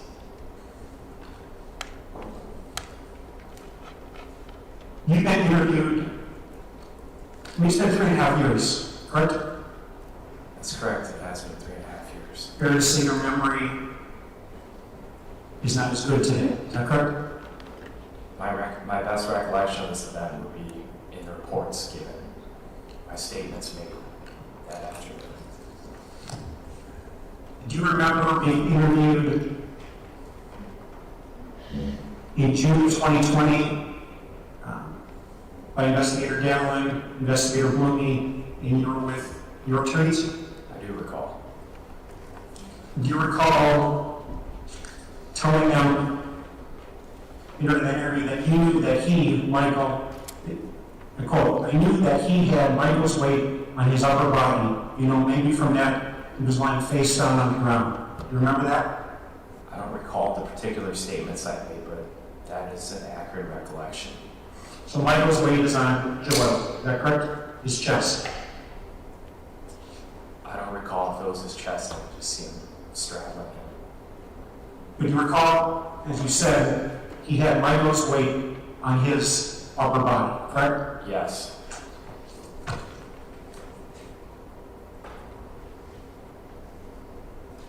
Were you aware that a 911 call had been made? I was. When did you become aware of that? I could hear Chris talking with the dispatcher. And when you heard that, where were you? I was laying across the back of Joel's legs. What do you hear, to the best you remember, what do you hear Joel do? I don't recall hearing anything from him 3.5 years later, but I recall him struggling on the ground. And by struggling, just describe the best what you saw. Actively resisting, trying to get up. Was he able to get up? No. Why? I'm presuming because of Mr. Mattioli and myself. Where's Mr. Peters? He was in the kitchen area at some point. I don't recall where he went after that. Did you ever hear any doors open or close or anything? I don't recall. What do you remember happening then? I recall continuing to stabilize Joel on the ground, knowing that law enforcement was on their way, and I knew that they would take over the situation once they were there. That's what was going through my head. Are you saying anything to Michael? I can't recall saying anything to him other than I made a statement out loud saying, "What is going on here?" Something to that effect. Do you recall Michael saying anything to you? I don't recall him saying anything to me. Do you recall Joel saying anything? I don't recall him saying anything.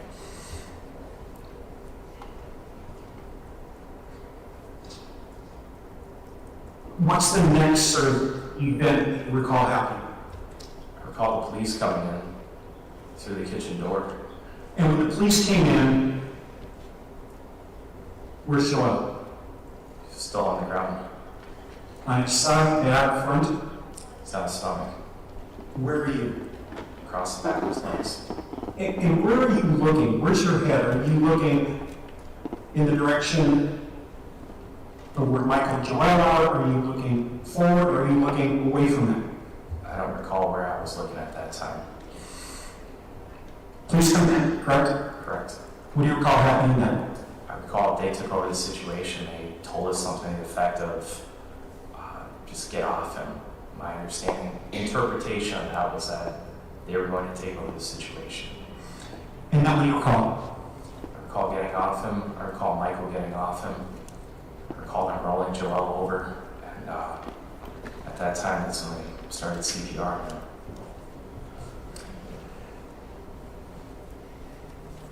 And then what do you remember happening? I recall being taken out of the home very quickly, shortly after that. By a police officer who had arrived, is that correct? Yes.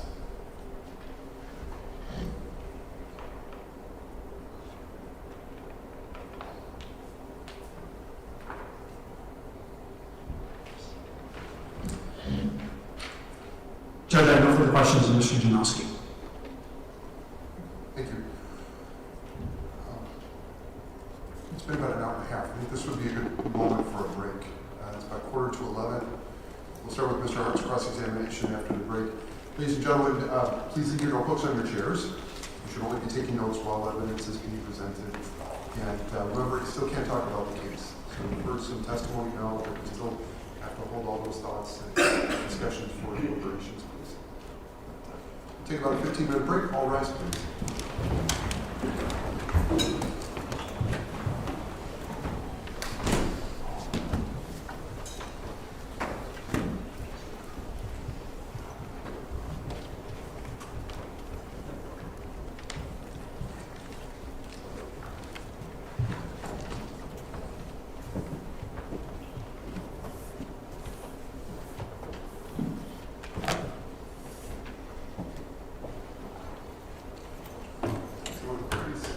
Take your seats. Mr. Janowski, you can sit down. You're on break as well, but about 15 minutes. I did just want to get the sidebar on the record. We had a brief sidebar regarding the, this was during Mr. Peters' testimony. I met with the attorneys in chambers. I think at that point that the parties agreed to Mr. Hart's restating the question in a slightly different way. Did you want to address that any further, Mr. Hart? The state objected. We had a brief conversation. The state's objection was the relevance, I think, of conduct that occurred several weeks before this. I indicated in chambers that I was attempting to connect this up to the knowledge of Mr. Acevedo that Mr. Peters was interested in doing cocaine. I indicated that I would just ask one or two questions and move on. I think the court was satisfied with that. The state's objection was noted. I asked the two questions and then I moved on. Thank you, Mr. Tiffin. It's all fair. It's a fair recitation. I agree. Okay, thanks. All right, gentlemen, And ladies and gentlemen, the gallery will break until about 11:02. Thanks.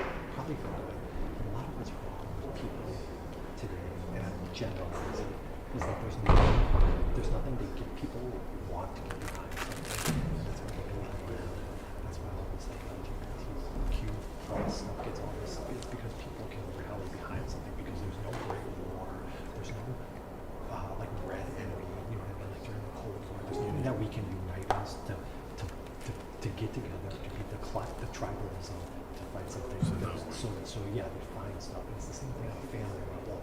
Whereas they have a lot going on. They're doing, and it's a simplistic view of it, you know, but this is their essentially 5 minutes of fame. You know what I mean? Like they can say, look, it's a. Yeah. So that's what we want. You know what I mean? And I get that. Because I would like to. Regardless of the outcome. Yeah, I think it will because. Yes, that's you're right. Whether and also like who if he reads this, it's going to be hard, not possible. that's me going to go after. Oh yeah, this is the big bucks that had right away. He's like, oh, you're trying to sue me, you know what you get. Right, yeah. Because guess what? That's what I got. Right. What is it called? Like, do you want me paychecks garnished $50 for the rest of my life? Okay. I mean, yeah, you enjoy the $5,000 you're going to get over the course of my life. Like, yeah.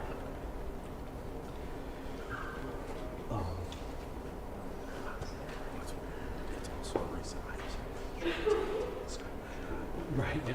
No, I like, Yeah. it's through the American Cyber Association. Yeah, really? Oh, yeah, see, there you go. And they have attorneys back with it. Oh, okay. Well, They yeah. don't have defendant. Oh, Because really? there's very few attorneys that know, like, that's a very specific type of case law. Oh, yeah, I bet. Yeah. It's bird law. Like, you ever watch Always Sunny or no?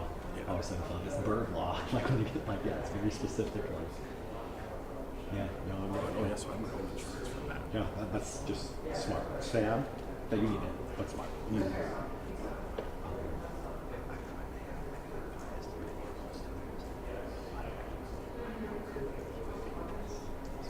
That's what Glenn was saying, but I'm like, it all comes down to insurance. It's, yeah, that's obvious. Because here's the thing, do you have a Minneapolis job? Or do Right. you have a commercial job? I know.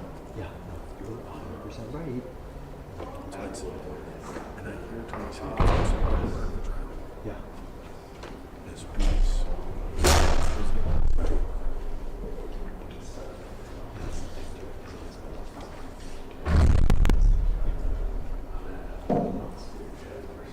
Honestly, it also would not surprise me. Yeah, that's what Tommy said. Tommy said that he's I was like, yeah. It's not impossible. It's not impossible. It's hard to do self-defense when there's no. I know. But also, so it's like, Yeah. like there's, it's not a normal. Well, it's not. Like I had Tommy was one of the skin teachers. Really? Like looked at us.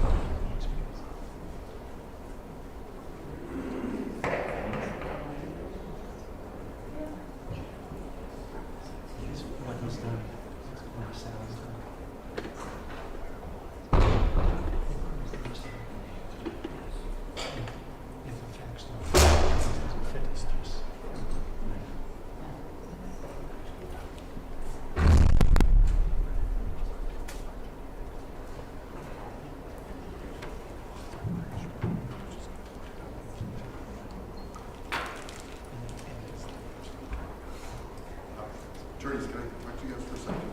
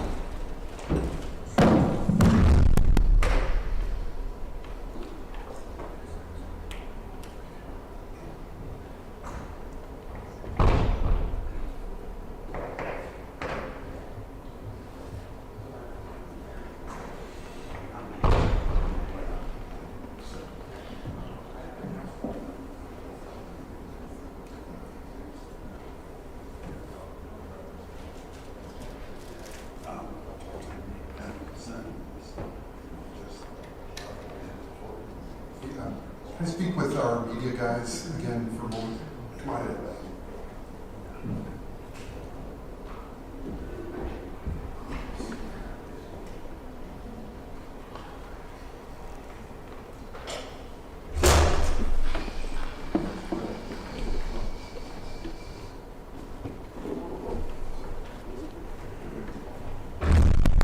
So this is your courtroom today? Yeah. Yeah, we're normally not up here. Normally we're at G55. So. Yeah. Yeah. My partner, because my old partner was here yesterday. He's good. Yeah, so we started making shit for that. He's gone. Oh, you know.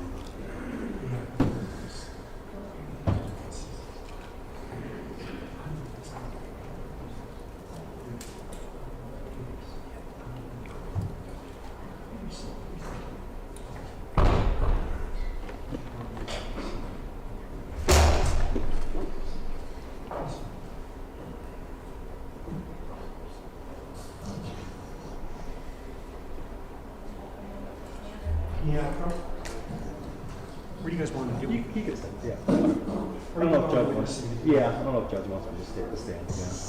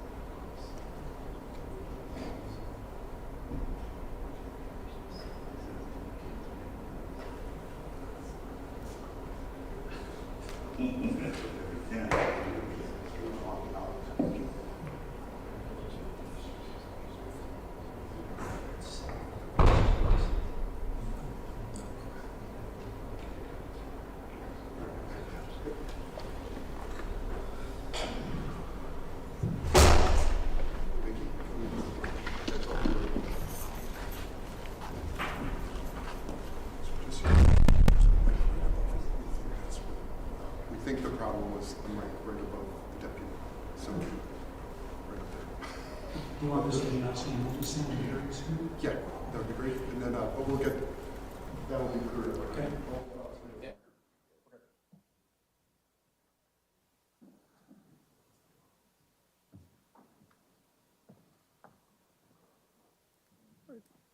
Okay, let's get back on the record. I just wanted to address briefly on the record a discussion I just had with the attorneys as well as our media reps. We did get a call saying that the streaming that's being done right now was picking up what they described as side conversations, but the caller was not specific as to what conversations were being picked up on the feed. We believe it is most likely the microphone positioned above the bailiff, our deputy. And so the media folks are going to disconnect that microphone. We're just going to rely on the court system. I don't think this will be a problem going forward. And attorneys, did you want to address that any further? Mr. Tiffin? No. Or Mr. Hart? Okay. All right, gentlemen, thanks. I'll ask Mr. Janowski to come back in. Or Mr. Janowski, if you want to come up and take the stand, we'll bring the jury back.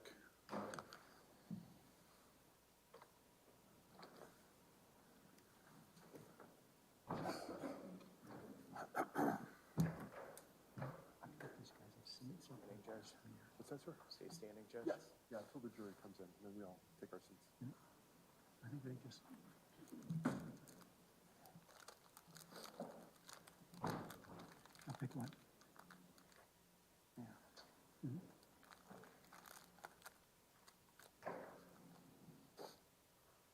I get it. It's just random.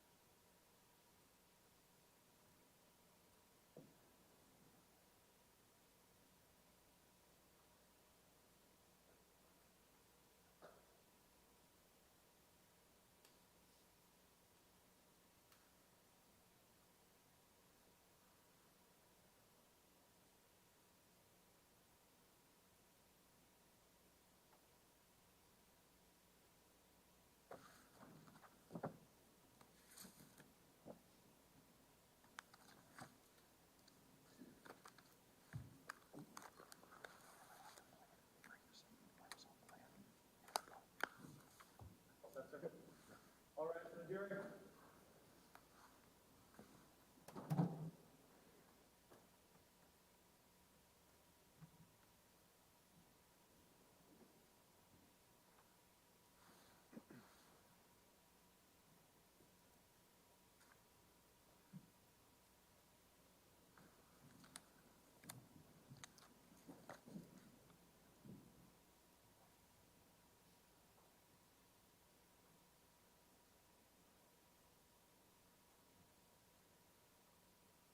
Okay, thanks, everyone. Please take your seats.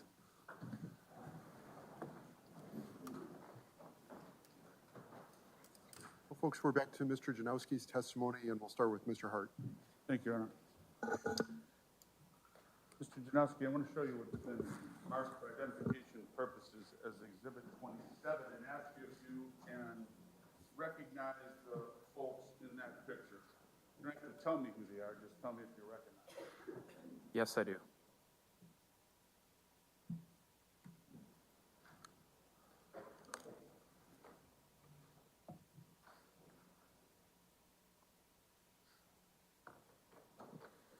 All right, can you identify for us, please, the people in that photograph?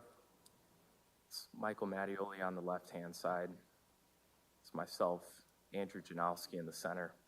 On the right-hand side, that's Joel Acevedo. And based upon your testimony, do I understand that that is the night that you met Mr. Acevedo? That's correct. And Was Mr. Acevedo introduced to you that night by Mr. Mattioli Yes. as a friend of his? Yes. And is that the pub crawl we've heard about? Yes, that's the Shamrock Shuffle. Shamrock Shuffle, sometime around St. Patrick's Day 2020, is that right? Yes. A number of weeks, 5-6 weeks prior to the events that bring you to this courtroom this morning. Yes. In addition to the three of you in that photograph, was Mr. Peters also a part of that crawl? Yes.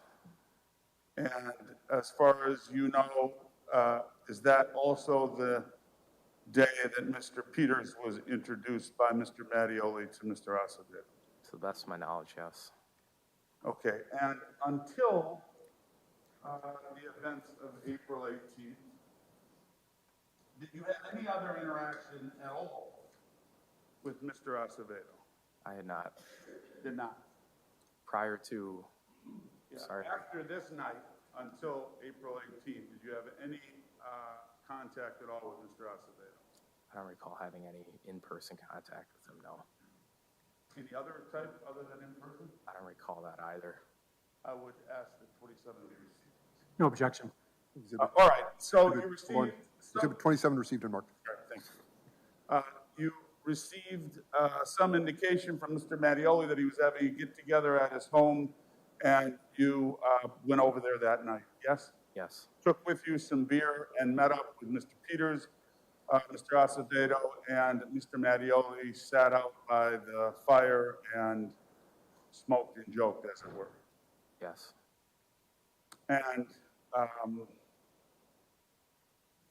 for the better part of the night, if not the entire night, nothing untoward was going on between you all. You were having a splendid evening. Yes, that's the truth. And if I understand your testimony, was there at least some physical division between you and Mr. Mattioli smoking cigars and Mr. Peters and Mr. Acevedo, at least physical proximity? Yes. And for the entirety of the night, what percentage, if you can put a percentage on it, would you say there was that division? I don't know the exact percentage that would be, but it would be, I would say, over 60% of the evening. All right, Maybe you more were than all, that. I'm sorry. Maybe more than that. All right, you were all there together and enjoying one another's company, but there was a physical division between 2 and 2. Do I have that right? That's correct. And not because of any animosity, just interest. You were smoking cigars perhaps, and at times the other two were smoking cigarettes, among other things. Is that fair? That's fair to say.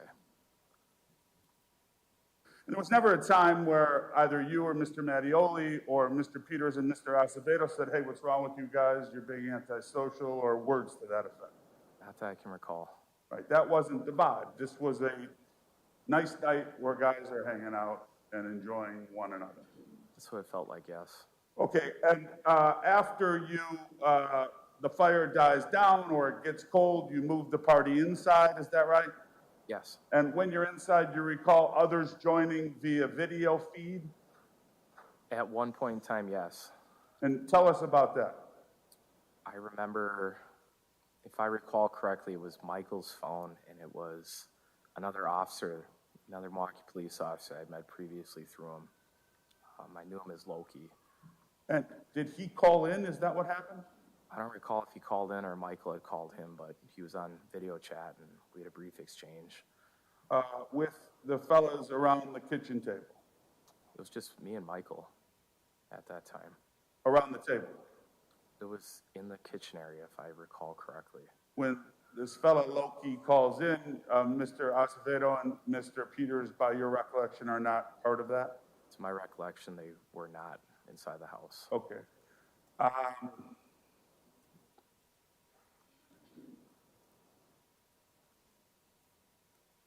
Okay.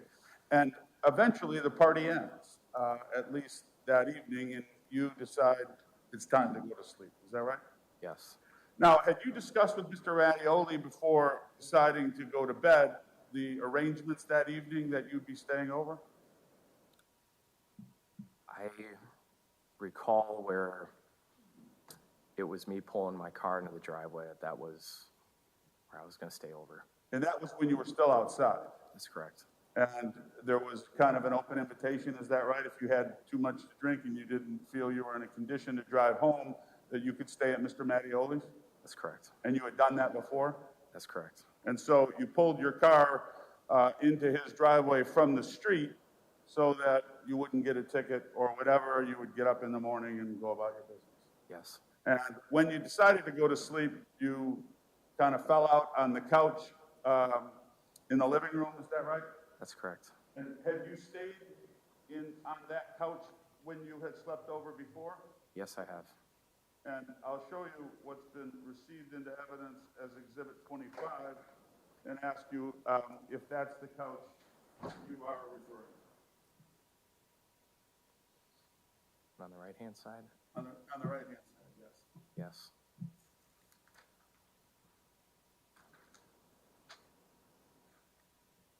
That's the couch that you slept on in Mr. Mattioli's living room. Yes. And your testimony and your best recollection is you were the first one to knock off, is that right? Yes. And when you left the party, the other three guys were still at the kitchen table.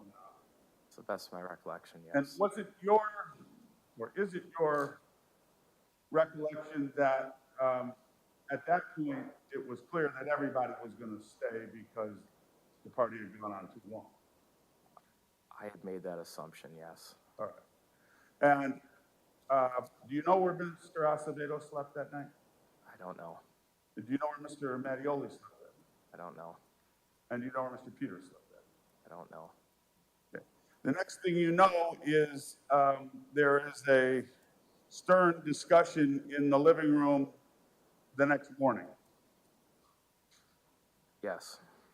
And were you, to be clear, intoxicated when you went to bed?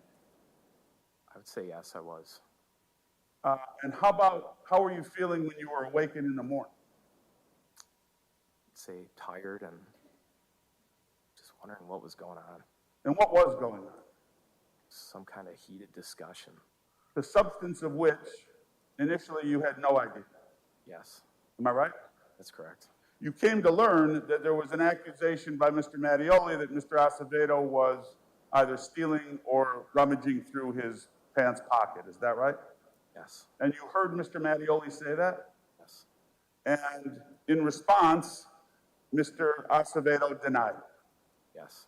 And Mattioli was insistent at that point that Mr. Acevedo leave his house. Yes. I'm correct? You're correct.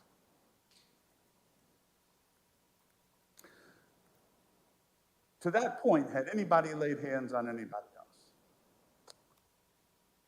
Outside of the part where I recall Michael staggering back into the stairwell area, no one else. But you didn't see what caused Mr. Mattioli to stagger back, yes? That's correct. And when you say stagger back, can you demonstrate on this screen where Mattioli was when he staggered back?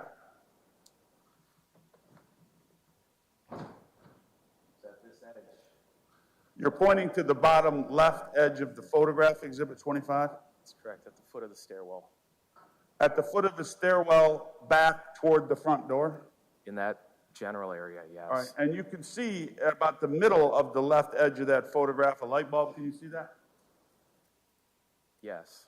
And in the other exhibit, you saw what appeared to be a lamp broken and on the ground. Do you remember that photograph? I do. Do you know how that lamp made its way onto the ground? I can't recall. Do you think it may have been as a result of his staggering back after whatever happened to him? Objection calls for speculation. He said he can't recall. Fair enough, withdrawn. Do you remember seeing it fall? I don't recall. All right. After Mr. Mattioli staggered back, what is the next thing that you recall happened? Mr. Mattioli raised his tone, became more forceful in telling Joel to get out of the house, that he was going to call the police. That's what you heard Mr. Mattioli tell Mr. Acevedo. Yes. Hey, man, you got to go. And if you don't, I'm going to call the police. You remember hearing him say that? Yes. More than once? I don't recall how many times, but it was more than once. And did Mr. Acevedo leave? No. What did he do instead? It was Chris Peters that came from some room at that point in time and started using the same narrative he was saying, get the fuck out of the house. A very, agitated, animated way. Peters did. Yes. Now, Peters came from the basement, you learned? Yes. And based upon what you saw, would Peters have had any idea what Mattioli was talking about? I honestly don't know. But he picked up Mr. Mattioli's narrative using your words saying, hey, you need to leave the house, dude. Yes. Yes. And that is what you believe prompted Mr. Acevedo to strike Mr. Peters. I believe it was just based upon Mr. Peters' actions, just a heightened state of agitation. Now, to be clear, Peters never took a swing at Acevedo, right? That's correct. And Mr. Mattioli never took a swing at Mr. Acevedo, am I right? That's correct. The only person swinging was Mr. Acevedo. That's correct. And he did it more than once, am I right? I don't recall if it was more than once. Well, something caused Mr. Mattioli to stagger back. Yes. And then we know that you observed him strike Mr. Peters right in the face. Yes. Tell us about that punch, please. Let me rephrase that. Tell us about the force of that punch. I just recall Mr. Acevedo's back being towards me where I was standing in the living room. And I saw Chris Peters go flying down the hall, essentially, the west hallway in the house. He fell to the ground.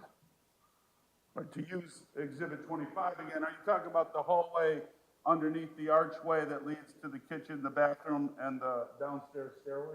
It would be that hallway, yes. And the force of Mr. Acevedo's punch to Mr. Peters' face caused Mr. Peters to what appeared to be fly back into the hallway. Is that right?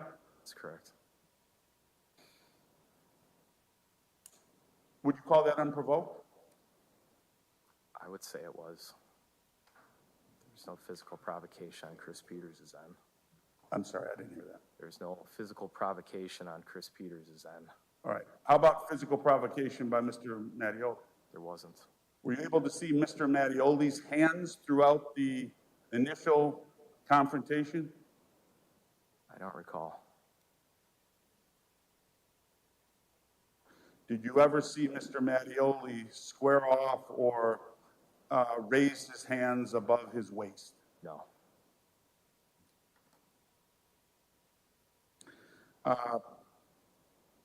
After the punch to Mr. Peters, what happens with Mr. Acevedo? That's when Michael tackled Joel, or decentralized him to the ground. Now, you use the term decentralized. Where does that term come from?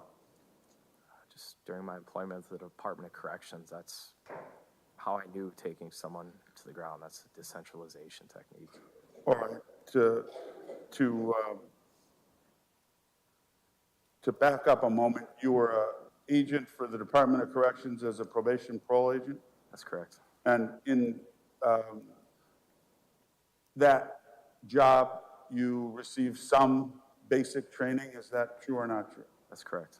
And from time to time, you would encounter people that you were supervising who would get agitated? That's correct. And a decentralized tactic is something that you were familiar with, Yes. and at least in some basic way trained in. Yes. In addition to being a probation and parole agent, were you also a correctional agent, corrections agent, Correctional officer, yes. correctional officer? Yes. That is to say, you worked in an institution? Yes. And would you have to use those decentralization tactics when prisoners got combative from time to time? Yes. And when you saw Mr. Mattioli attempt to decentralize Mr. Acevedo, how did he respond, Acevedo? I can't recall what exactly He did. It was, Well, did he take it or did he struggle back? he was struggling. And was that a give and take for the next minute or two? I would say he was actively struggling on the ground, yes. Mr. Acevedo was actively struggling, Yes. as Mr. Mattioli was attempting to decentralize. Stabilize him, yes. I'm sorry, Stabilize him. stabilize him. Yes. And at some point, Mr. Acevedo, Mr. Mattioli was able to get Mr. Acevedo on the ground, yes? Yes. And you laid across Mr. Acevedo's legs. Do I have that right? Laid across his legs, yes. And to be clear, Mr. Mattioli never asked you or requested that you lay across his legs. He did not. Why did you do that? Joel's size, seeing what had just unfolded in front of me, and just, I didn't want him to cause any further harm towards anyone there. Didn't want whom? Joel to cause any further harm based off what I had all seen. After he punched Mr. Peters in the face, you didn't want to see him cause any further harm. Yes. And so as Mr. Mattioli was attempting to stabilize him, you laid across his legs as you were trained to do? Yes. And did you remain on his legs until law enforcement arrived? I did. And if I understand your testimony, while the struggle ensued between Mr. Acevedo and Mr. Mattioli, you don't recall hearing them say anything back and forth? I can't recall. Now, you're not saying it was silent in that kitchen, are you? I'm not. You're saying 3.5 years later, you don't recall exactly what was being said? I don't. Hey, let me go. Things like that wouldn't be inconsistent with what was going on in that room. That's correct. And you would agree with me, would you not, that you told law enforcement after they were trying to get your story that Mr. Acevedo was fighting like crazy? Those are your words, yes? If I said that in the statement, that's correct. If you said that in the statement, that's what was going on. Is that what you're saying? Yes, that would be to the best of my recollection at that time. Did you ever see Mr. Mattioli take a swing at Mr. Acevedo? I did not.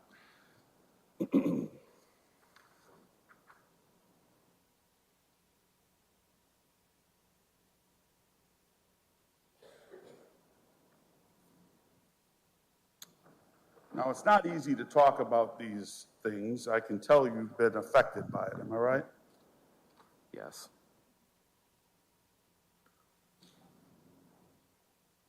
And one of the reasons that this is difficult for you is because, as a human being, you understand how avoidable this whole event was, wasn't it? Yes.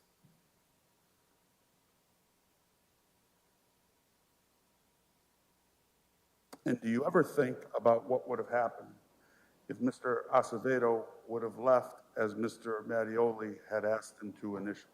Objection, relevance. Sustain. You ever think about what had happened if Mr. Acevedo hadn't struck Mr. Peters right in the face? Again, it's not relevant. Sustain. And we're getting into speculation. Did you ever observe Mr. Mattioli at any point to be the aggressor in the confrontation between the struggle between he and Mr. Acevedo? He was not the aggressor. Who was the aggressor? Joel.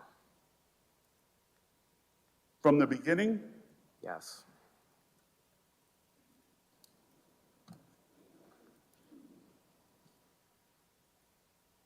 Thank you.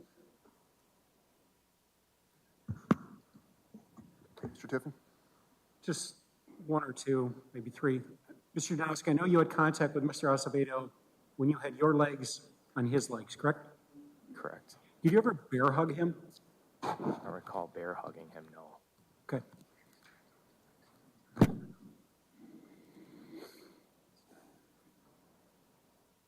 No other questions? Thank you. Mr. Hart? Yeah, I have just one. It's not exactly responsive to Mr. Tiffin's question, but from the time you left Mr. Mattioli's house that day in 2020, you haven't had any contact with Mr. Mattioli, have you? I have not. I'm sorry? I have not. Thank you. Nothing. Okay. All right, thank you. Thank you, Mr. Janowski. You can step down.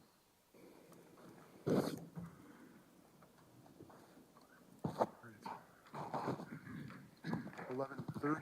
Mr. Tiffin, I think we could start with your next witness. Thanks.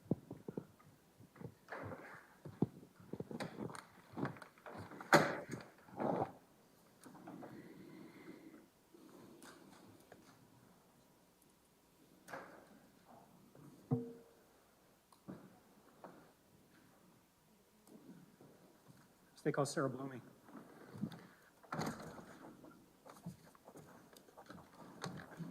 Do you solemnly swear or affirm that you will, do you solemnly swear that the testimony given in this matter will be the truth, the whole truth, and nothing but the truth, so help you God, or under the pain or penalty of perjury? I do. Thank you. And have a seat there. Speak clearly into the microphone. State your name and spell it for the record. Investigator Sarah, S-A-R-A-H, Bloom, B-L-O-M-M-E. How are you currently employed? I'm an investigator, sworn law enforcement officer. I work for the Milwaukee County District Attorney's Office. And how long have you held that position? 5 years. Prior to becoming employed as an investigator in the Milwaukee District Attorney's Office, how are you employed? I worked for the Milwaukee Police Department for about 28 years. I was last a detective and assigned to sensitive crimes. As an investigator in the Milwaukee District Attorney's Office, describe your duties or responsibilities. We assist the District Attorney's Office in handling investigations and cases presented for prosecution. In addition, we respond to critical incidents in an on-call capacity. On-call capacity.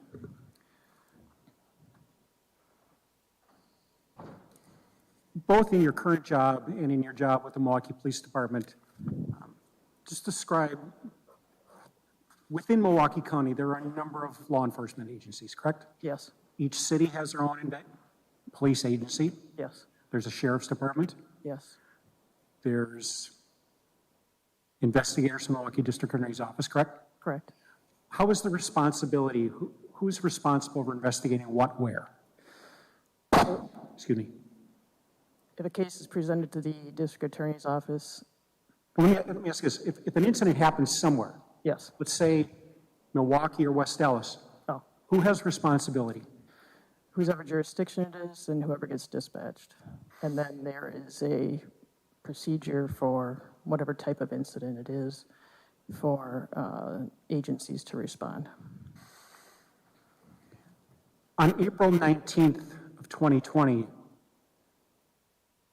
investigators from the Milwaukee District Attorney's Office responded to 4502 West Cleveland Avenue, correct? Yes.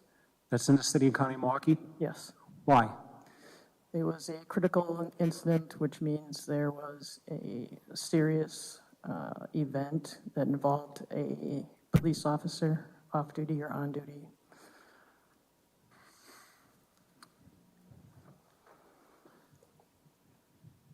Who assumed responsibility for investigating this incident?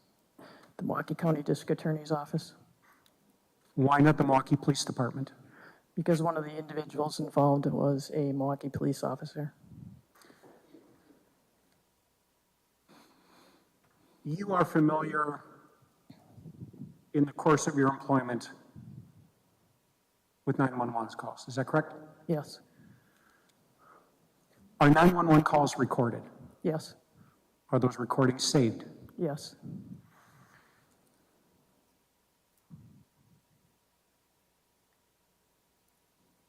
As part of the investigation of the incident that happened at 4502 West Cleveland, first let me ask you this.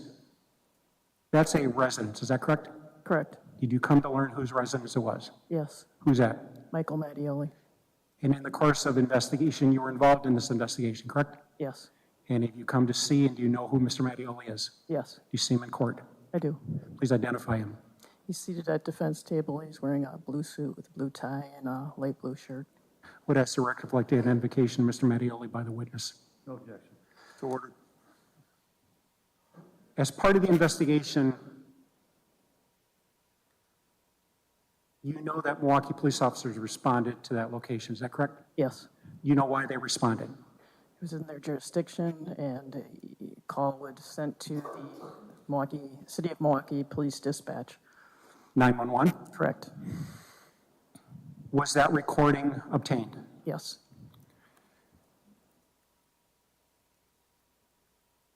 Through your knowledge of this case, who was present at 4502 West Cleveland when the incident happened? Prior to police arrival, my understanding is Joel Acevedo, Michael Mattioli, Andrew Janowski, and Christopher Peters. As a result of your investigation, are you familiar with what each of those people sound like? Yes. You did obtain the 911 call? Yes, You listened to it? I did. Did you also do anything in addition to listening to it? I transcribed it to the best of my ability, and it was placed on inventory as evidence.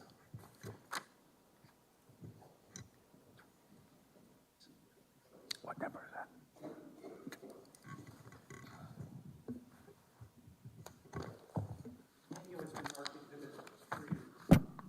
You have seen that before, correct?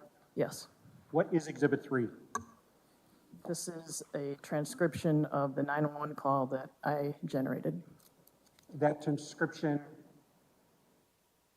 is it fair to say was done to the best of your ability? Yes.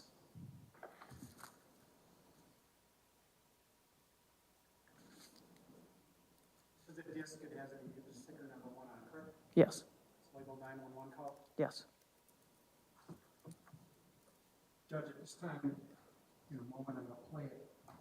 We do, though, have copies of Exhibit 3, so I'd ask your bailiff to distribute to the jurors so they can go along when I play it, if the judge wants to go and instruct them on what we talked about. Thank you. And is there any objection from the defense? No. All right, thank you. So, yep, bailiff, please proceed. And so, ladies and gentlemen, I'm going to wait until you receive these copies, and then I have a short instruction for you.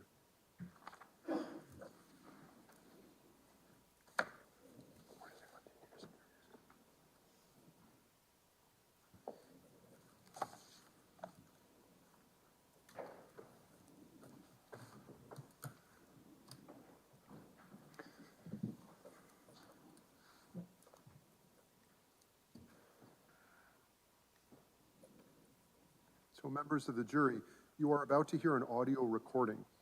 Recordings are proper evidence, and you may consider them just as any other evidence. Listen carefully. Some parts may be hard to understand.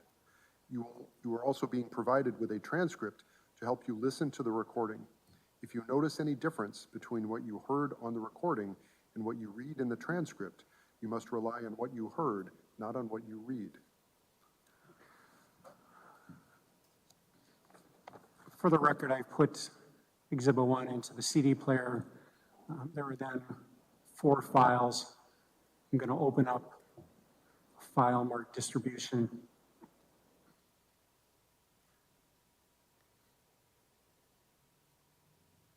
Detective or Investigator Bloom, I'm just going to ask you to come off and look at, you can just come off and look at the screen.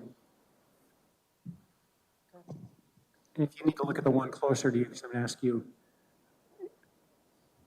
you recognize what nice informed incident distribution, this page? Does that indicate what time and what date a 911 call was received? Yes, it was received on Sunday, April 19th at 7:28 a.m. Central Daylight Time. And what time did the call end? Ended at 7:32 a.m. Sunday, April 19th, 2020. This page then contains the audio file, correct? Yes. To your knowledge, that's the audio file of the 911 call? Correct. I'm going to go back and have a seat, please. I'm going to play this file.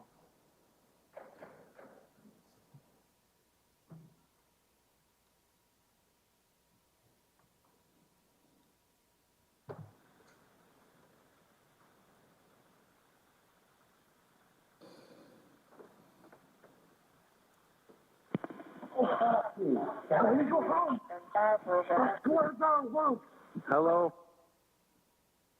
Detective Bloom, I've stopped at 15 seconds in the file. What you understood being said was what and by whom? In the beginning, I can hear "Let me go home," which was said by Joel Acevedo. My score is not woke. Overlaid with that is the 911 operator asking hello. That word, score, in your job, have you run into that word before? Yes, In what situation? usually in drug investigations. And to you as an investigator, what does that word mean? To me, it means the supplier for the drugs is not awake. I'm going to continue playing then. I'm just going to play this through. Yes, 911. Hey, I'm an officer, police officer, and I need help over at my house. What's the 4502 West Cleveland Avenue. What is the address? Hello, what is the address? Oh, yeah. Hello?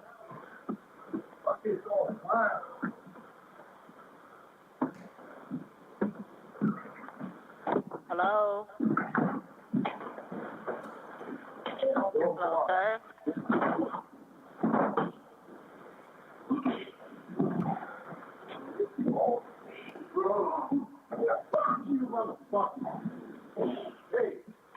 Hello?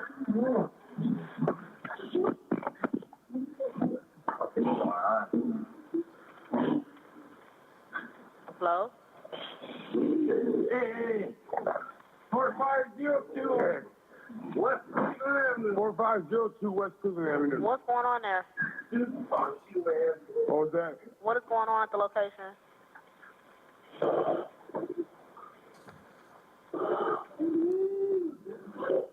West Cleveland. What is going on there? There's a man that's attacking us. The man, police officer's house. This man is attacking us. Okay, what's this man's name? The man attacking us, his name is Joel. You said Joel. Is he white, black, Hispanic, Asian? He's, Hispanic. And, yeah. Michael Mattioli is police officer. We're here. I'm sorry, say that again? Michael Mattioli, name of the police officer, the house we're at. The man is attacking all of us. Just fucking lay down, motherfucker! Is anyone hurt? Yeah, just please come as soon as possible. Sir, I need you to just answer the questions. Is anyone hurt? Well, yeah. I'm a fucking bleeding nose. Sorry to swear to you. Do you need medical attention? No, I don't. Fucking lay down. I ain't you, asshole. You fucking did. How many people were attacked, sir? You want to fucking blame this on me? You don't blame us on everybody but you. At least two. But you fucking did this. Yeah, Michael, don't worry. 2 people, including you, or you and one other person, sir?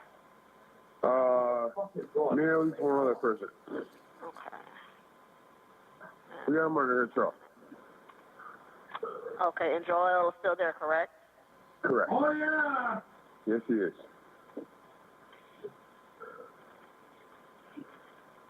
And your name? Yeah. I'm Chris. Chris? Yes, ma'am. Okay, Chris. 4502 West Cleveland Avenue. Is this a single-family house? Oh, yes, ma'am. All right. We got help on the way, okay? Thank you very much. All right.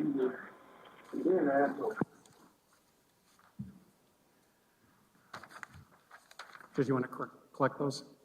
Yes, Deputy, if you could please, collect the transcripts. Ladies and gentlemen, I'm going to ask you to pass those back to the deputy.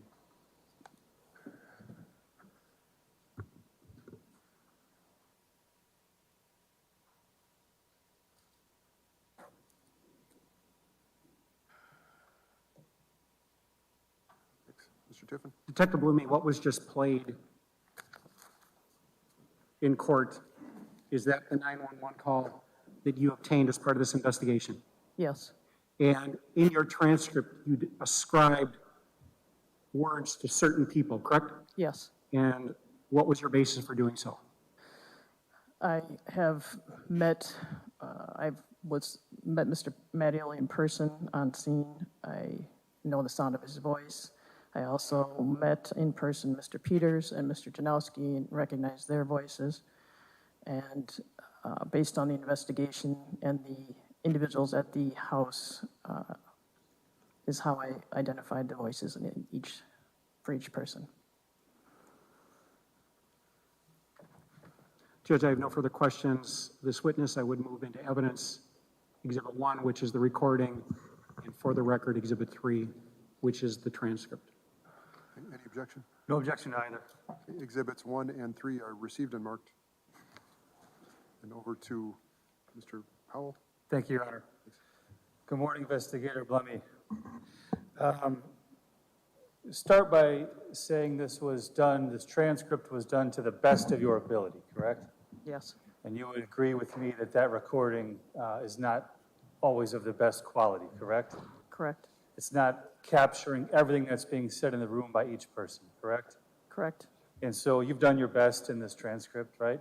Yes. And you would acknowledge, I believe, that it's very likely or possible that you got some things wrong in your transcription of what we heard. I think it's best to, it's transcribed to the best that I was able to. To the best you could? Yeah. Okay. Now, clearly there's the sounds of a physical struggle going on in the room as well, right? Yes. Okay. Now, your involvement in this investigation was not limited to collecting the 911 call, right? Correct. You did some other things in the case, talked to witnesses, looked at different body cameras, things like that, true? Yes. And do you recall, there were two officers who initially arrived on scene, Officers Roach and Shara Mehta, is that right? Correct. And you viewed the body cameras that those two individuals were wearing when they responded to the house, did you not? Yes. Okay. And when you reviewed Officer Shara Mehta's body camera, there were probably several different files throughout his time on scene that morning, correct? Yes. All right. And the first one, the one I want to ask you about, is the one that's activated when he comes to the scene, initially makes entry to Mr. Mattioli's home, okay? Yeah. Do you recall looking at that one? Yes. All right. And it's about 20 minutes long, give or take. Okay. Okay. Any reason to dispute that? No. But you watched the whole thing? Yes. All right. Do you recall towards the end of Officer Shara Mehta's body camera where there was a discussion about the responding, let me back up. So fire department EMTs responded to the scene to help take over care of Mr. Acevedo in the kitchen, right? Yes. And at some point they revived or resuscitated Mr. Acevedo and took him to the hospital, right? Correct. And now looking back at Officer Shara Mehta's body camera, do you recall towards the end there was a discussion about how best those firefighters could get Mr. Acevedo out of the home? I don't recall that. You don't recall. So do you recall watching Officer Shara Mehta suggest going through the front door of the house and trying to do so and finding out that the front door did not work properly? Yeah, I recall that. You do recall that? Yeah. Okay. Vaguely. I'm sorry? Vaguely. Okay. And you also looked at some other body cameras, another officer on scene who had responded named Romero Perez, is that right?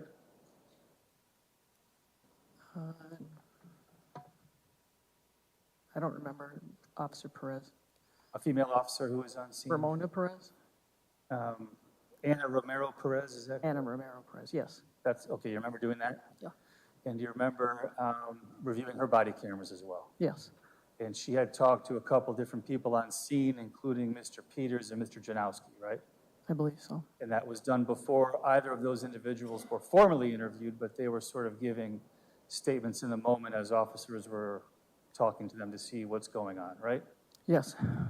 And do you recall seeing on Officer Romero Perez's body camera, Mr. Janowski describing Mr. Acevedo as, quote, fighting like crazy? I don't remember those exact words.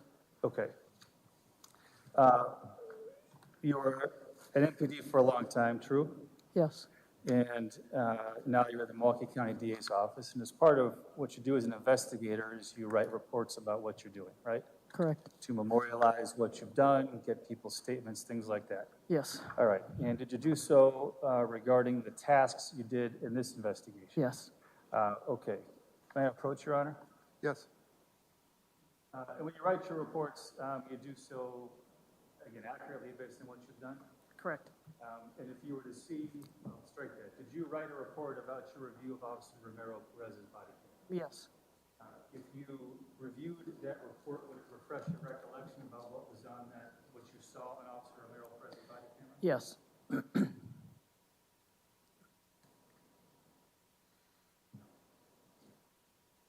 Let's just look at that and tell me, excuse me, you recognize what that is? Yes, it's my report regarding my interview of Officer Anna Romero Perez and her body cam. I'm sorry, also, does that report indicate that you looked at her body cameras that she was wearing that day? Yes. I'm going to have you turn to page 2, I don't want you to read it, but just have a look, don't read it out loud. Just let me know, looking at it, if that refreshes your recollection about what Mr. Janowski has said as captured on Anna Romero Perez's body cam.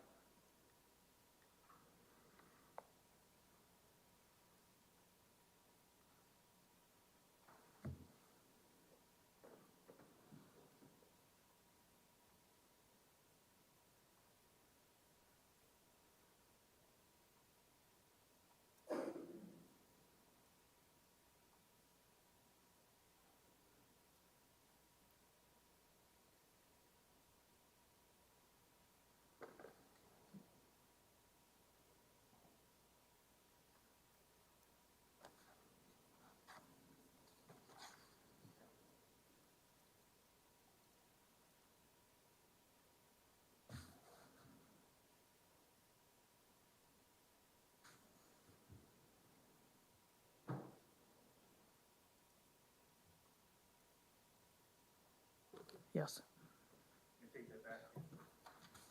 So having reviewed that document, do you recall whether you observed on Officer Romero Perez's body camera that Mr. Janowski had described Mr. Acevedo as, quote, fighting like crazy?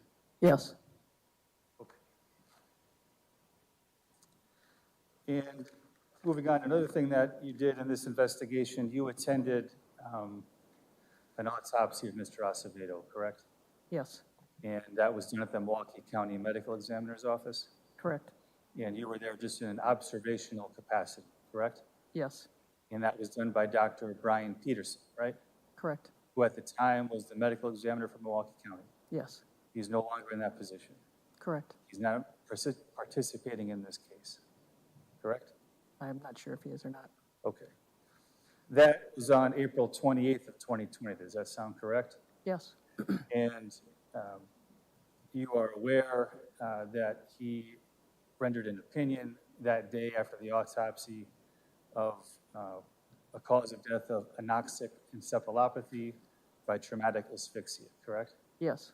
And you are aware, based on your involvement in the case, that toxicology results for Mr. Acevedo had not been received as of that date, right? Correct.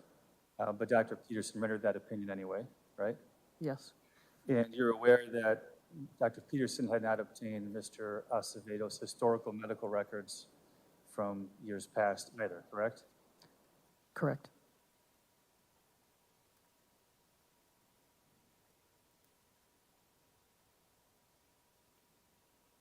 That's all. Thank you. Thank you. Mr. Tiffin? Nothing. Thank you. Thank you, Investigator Blumey. You can step down.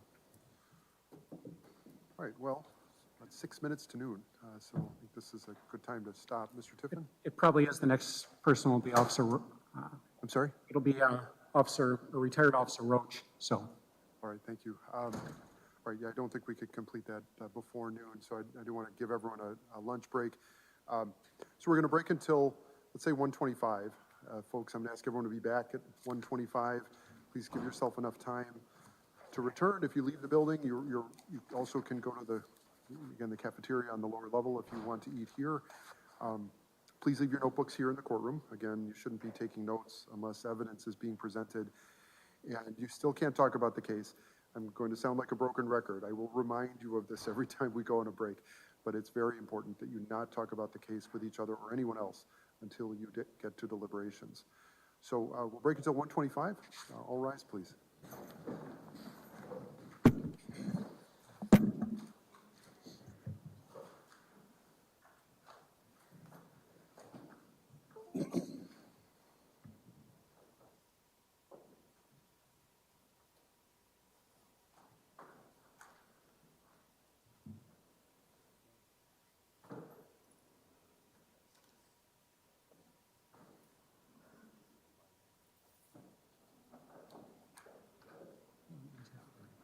Case goes in as I expected and nothing. Thanks, everyone. Please take your seats. All right, was there anything else before break, Mr. Tiffin? No. Mr. Hart to Mr. Powell? No, Your Honor. Okay, all right. We'll see everyone at 1:25 p.m., please. We're in recess.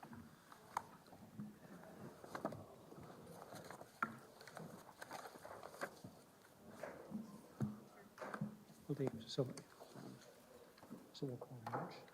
We'll call the firefighters. I'll put Lagash on for the pictures. Then I'll put you on. Okay. And we're done with the day.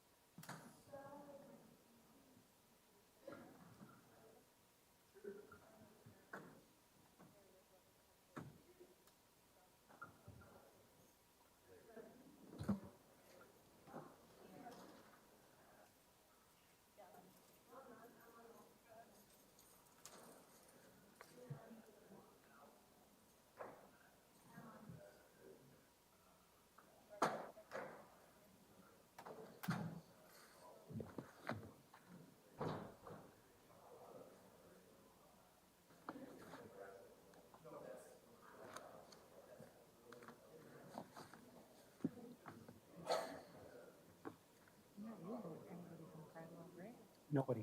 Okay. He's just rather than call somebody, he's just, Okay. we're not gonna waste their time. Okay. Sounds good to me.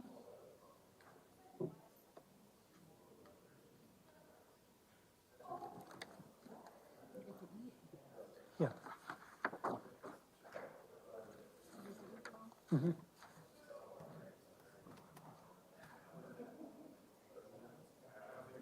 Yeah, we're basically just threw down, we're gonna put in the bill and Joel found it in his bed. But Acevedo's really,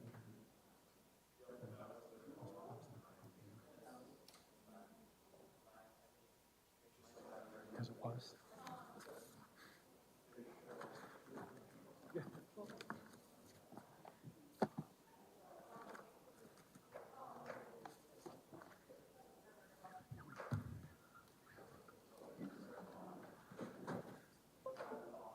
I imagine Roach is gonna be happy this is done with.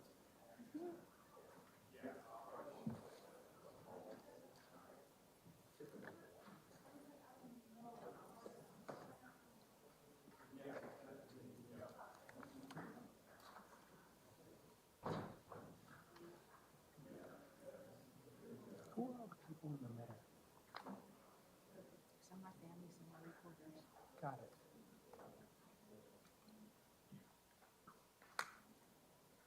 Family of Joel or family of, okay. There's two rules for the defense. Okay. They're being basically quiet, aren't they?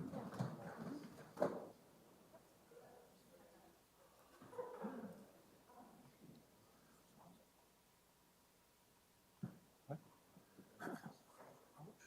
Roach? Yeah, unless it's faster, and then I'll put on Rosh. Just for the pictures. We'll talk about the dollar bill. Yeah, okay. You won't see them calling Peters or Jankowski again, do you? I don't. Because Peters was the only one that got out of one second. Huh. So I told him just to.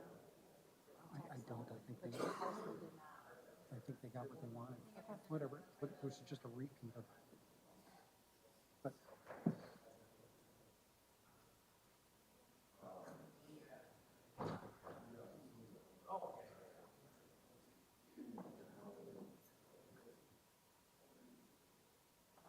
Yeah, I'm trying to stay out of there as well. Yeah, smart. We can't play them. They just need to be by themselves.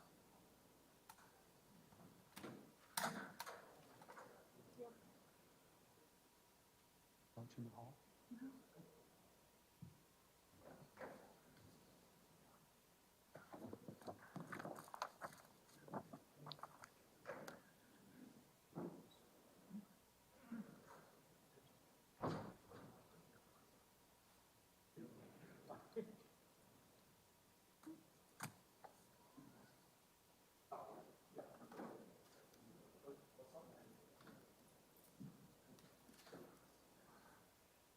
Go ahead, it's gotta be good, so.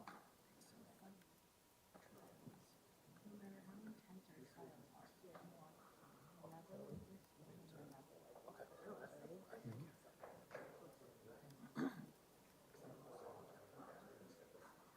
Ready?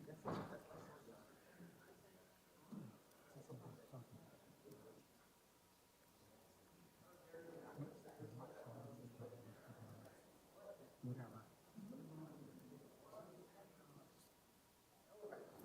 Go get a fresh water. Did you use yours or? Hey, I'm done, I'm fine. hi, Rebecca.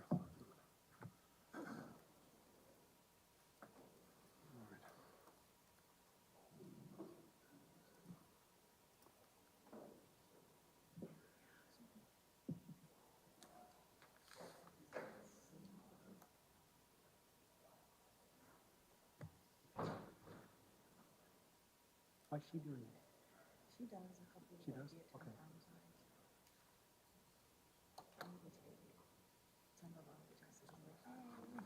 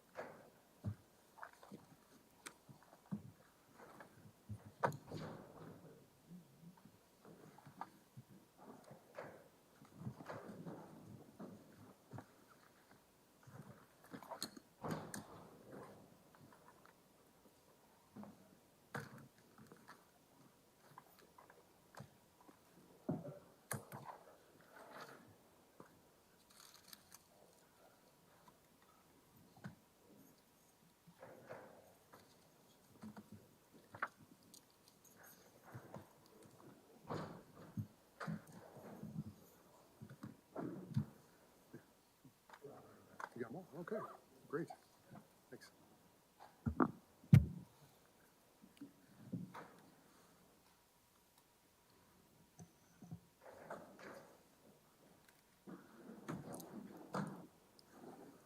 Paul, hey, Paul, is your first witness ready? Yeah, I believe he's in the hall. Okay. Well, all the jurors are here, so I think we're ready to go. You want to have Jennifer? We're about to bring Jennifer. Let's see. We'll need to recall the case because we have a new reporter, a new clerk. Yeah, let's go ahead and we're going to get started, everyone. State of Wisconsin versus Michael Mattioli, case number 20 CF1991. Appearances, please. Paul Tiffin, appearing for the state. Afternoon, Your Honor. Craig Powell and Michael Hart on behalf of Mr. Mattioli, who appears in person. All right, good afternoon, everyone. We're back after a lunch break. I understand all the jurors are here. They're in the jury room. They're not in the courtroom yet. Are there any issues parties want to address before we bring in the jury? Mr. Tiffin? No. Or Mr. Hart? No, Your Honor. Okay, we'll bring in the jury.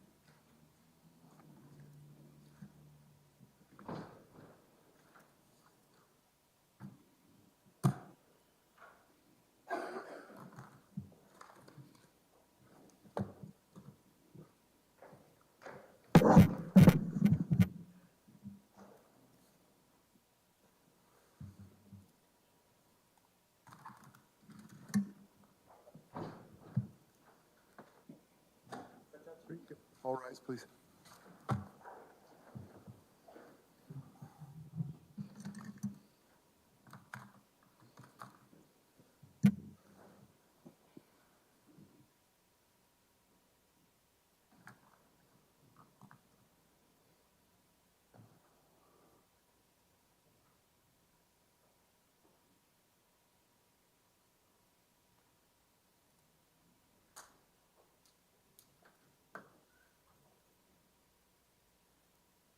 Everyone, please take your seats.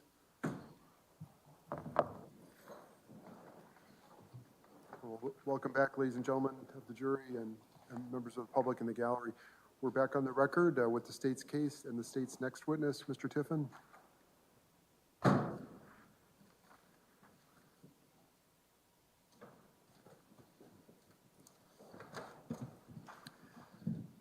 State calls Robert Roach.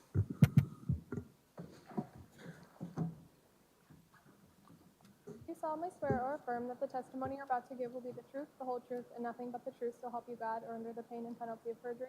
I do. You may be seated, and please state and spell your name for the record. My name is Robert Roach. First name, R-O-B-E-R-T. Last name, R-O-A-C-H. Mr. Roach, how are you currently employed?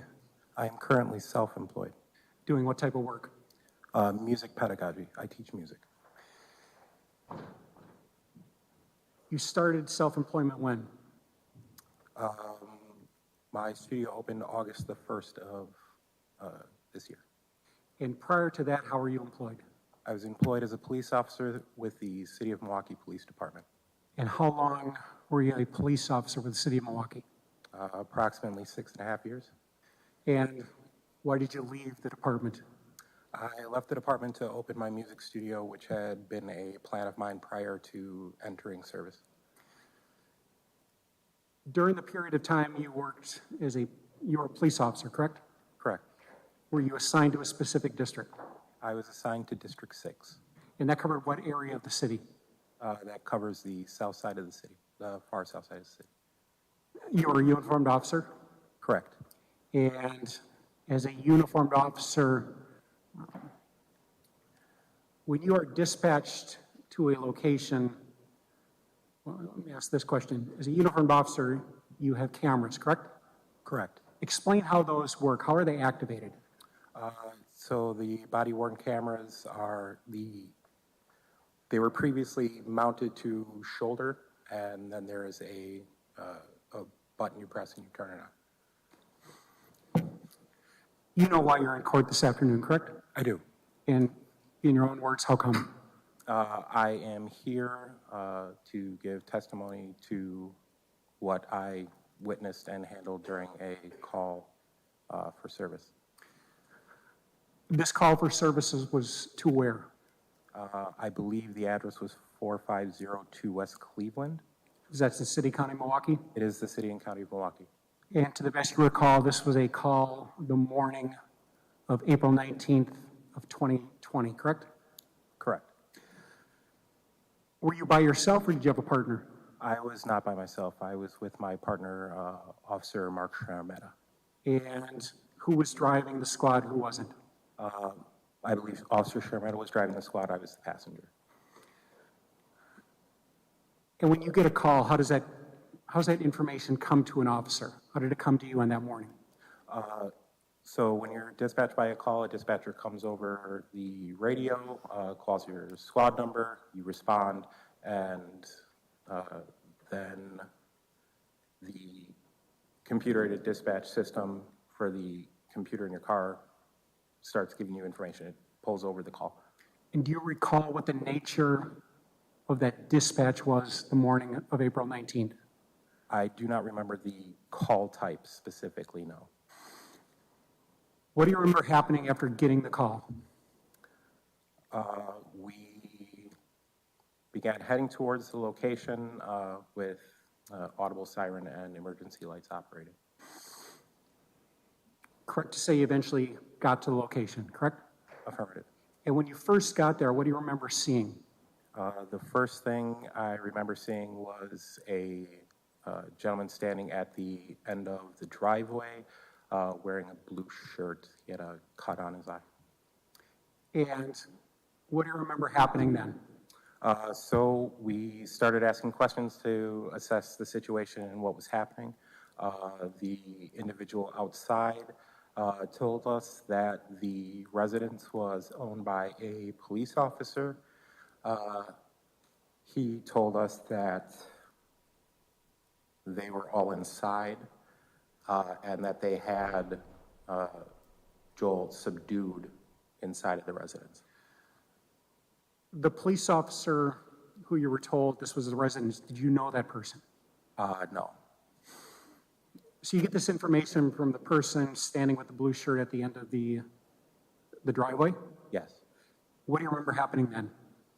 So me and Officer Sharametta began walking towards the residence. We got to a side door which led into the kitchen. I asked if there were any dogs in the house, just to make sure we weren't going to open the door and maybe get attacked by a guard dog who didn't know who we were. And he said, no, it's just a little dog. And then we went into the residence. Who went in? I went into the residence. Officer Sharametta also entered the residence. Who was the first person to go in? I was. And was your body-worn camera operating at that time? It was. Do you recall what room you walk into? It was the kitchen. And when you walk into the kitchen, what do you recall seeing? I recall seeing one subject on top of another subject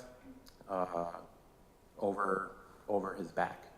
So that was the first thing that I recall seeing.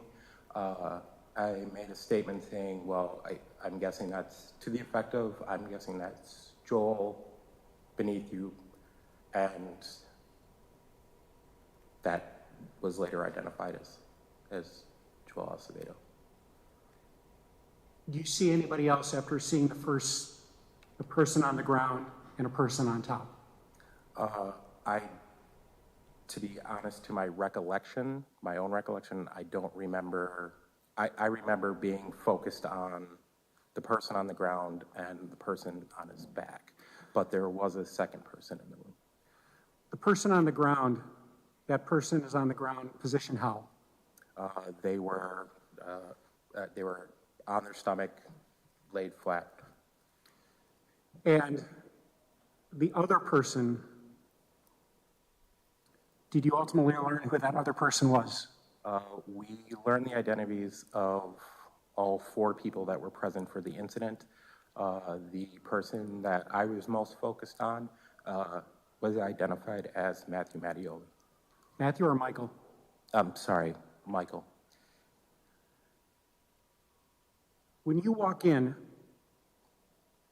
how is Mr. Mattioli positioned with respect to the person you identify as Joel?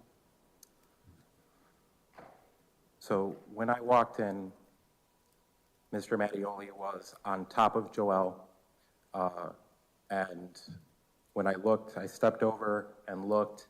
It appeared to me as if he had his arm underneath him, around his neck, and his other arm up above it.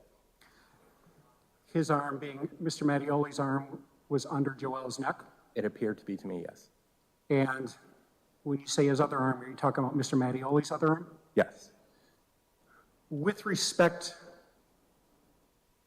to Mr. Mattioli's torso, what did you see that, where was that in relationship to Joel? It appeared to me that they were stacked, that he was stacked on top of him. So lying on top of him? Yes. I'm sorry, I didn't hear you. Lying on top. Thank you. And your answer was what? Yes, that is how it appeared to me. What did you do then? I remember asking if he was breathing, something to the effect of saying, he's breathing, ain't he? And after reviewing,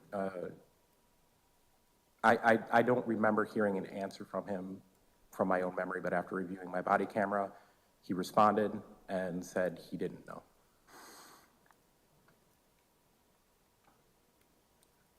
What do you remember then? Telling him to get up, to move, and then looking at him, and it didn't appear to me that he was responding right away.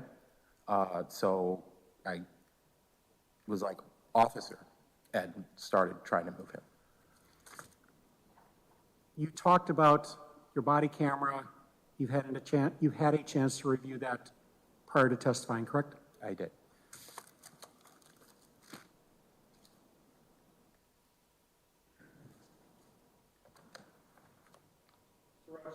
Yes, it has an exhibit sticker number 2 on, correct? Correct.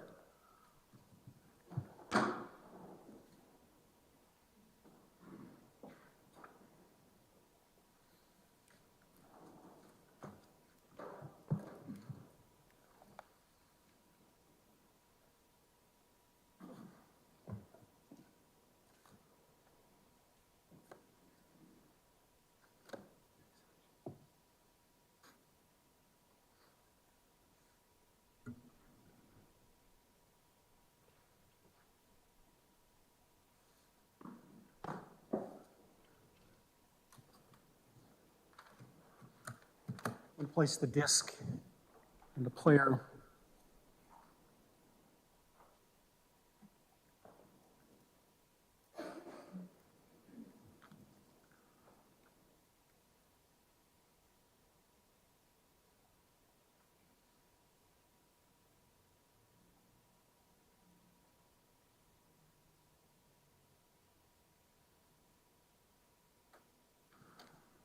I'm going to open up the file, Roach VCR.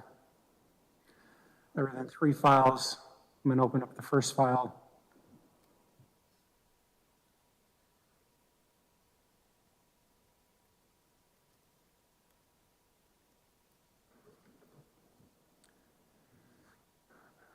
This file in length is 9 minutes and 18 seconds. I'm going to advance to approximately 30 seconds.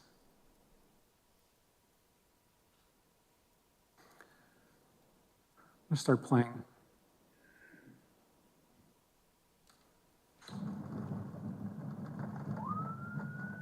You're right. I've stopped at 37 seconds. Mr. Roach, the profile you can see, that's you, correct? Correct.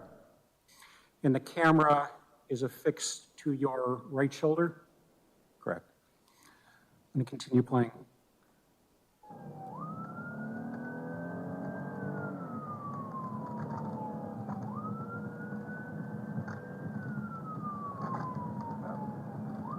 Better wake my bitch ass up.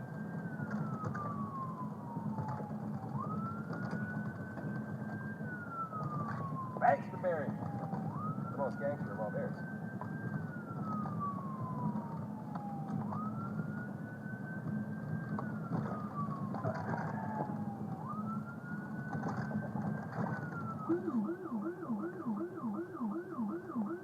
Yeah, the whole noise that tells you that you're supposed to get over.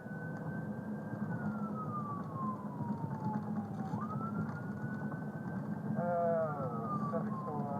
Scene subject is Joel. He's a white man who gets Hispanic.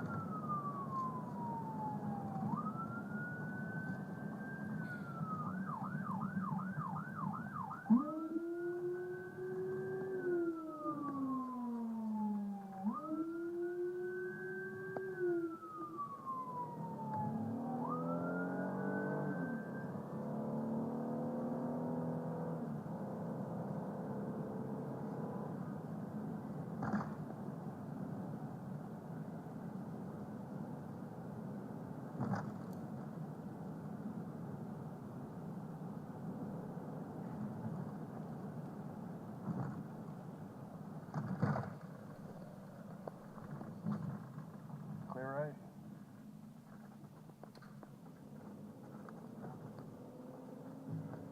Well, there's a guy standing outside.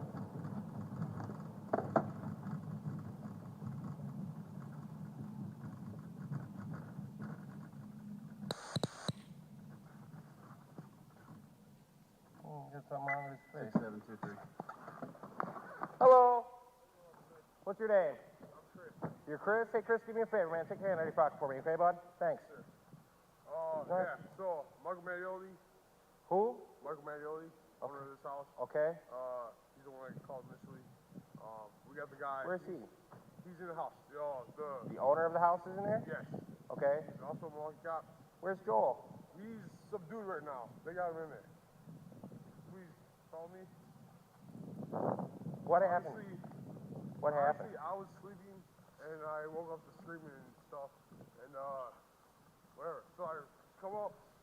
This man. And you said, who's the police officer here? Michael Mattioli. He's the owner of the house. Is he? And he's here right now? Yes, sir. Yes. Okay, hold on. Are there dogs in this house? Oh, there's a little dog. Just a little dog? Sir, I heard you. You see there's an officer in here? Yes, sir. Hello, police. Oh, okay. Whoop, there's your little girl. Settle down. You're okay.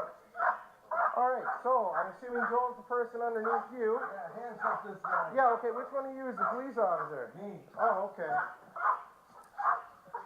He's still breathing, ain't he? I don't know, but Well, I'm making sure you don't have your arm around his neck. oh yeah. Hello? Hey, get up. Get up. Officer, get up. Oh yeah, all right. Get up. Get out of the way. Oh, you fucking bitch. You're good. Is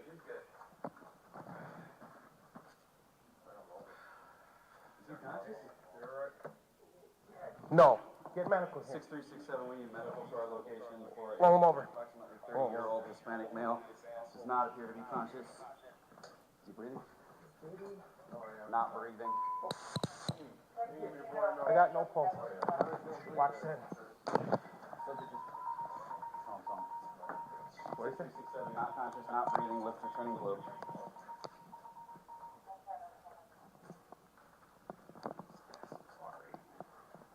Start compressions.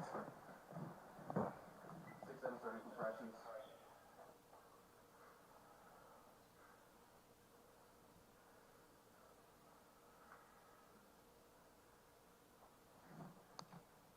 6367, if we get another squad on the way here. Check his pulse. Yeah, we did that. You got one behind you. You? Who lives here? Me. This man right here. Everybody was in the house? Yep. I need him to go and sit in your car. You need to go with Officer Bozic. You need to go with Officer Bozic. Go with that officer. Got me a step out too, sir? No, I want you to have a seat. Alright. Tell medical to step it the fuck up. 6367, we need medical to step it up. Stop, please, smoker.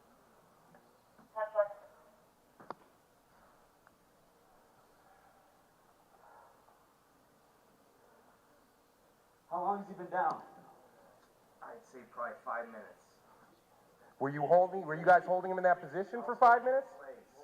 My friend had him on top. Switch? Yeah. Sir.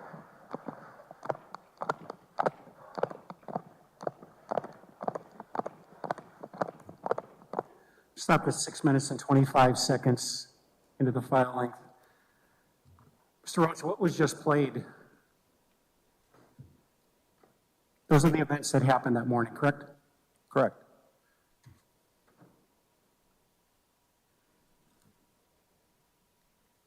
What is showing where we stopped, you then took over CPR Correct. and medical had been called, correct? Correct. And what do you remember happening then? I continued delivering compressions while my partner, Officer Sharmeta, went and got an air mask so he could deliver rescue breaths. And then what happened? He continued CPR. Officer Romero had arrived on scene. She stepped in to take over compressions for me. I stepped out, and I believe I saw Officer Connor and told him to go in and assist with breaths. I stepped outside, was looking for our scene supervisor. I found the supervisor, Sergeant O'Brien, and then I went to advise him of what was happening. And then you could turn off your camera so you can have a consultation with your supervisor, correct? Correct. And did you do that? I did.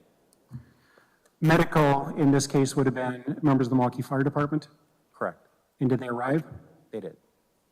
Correct to say they basically take over medical treatment? Correct. And your responsibility at that point in time is what? Information gathering, getting the names, dates of birth, address and phone number of other people who were witnesses there, and generally preliminary investigation, and then looking after scene security.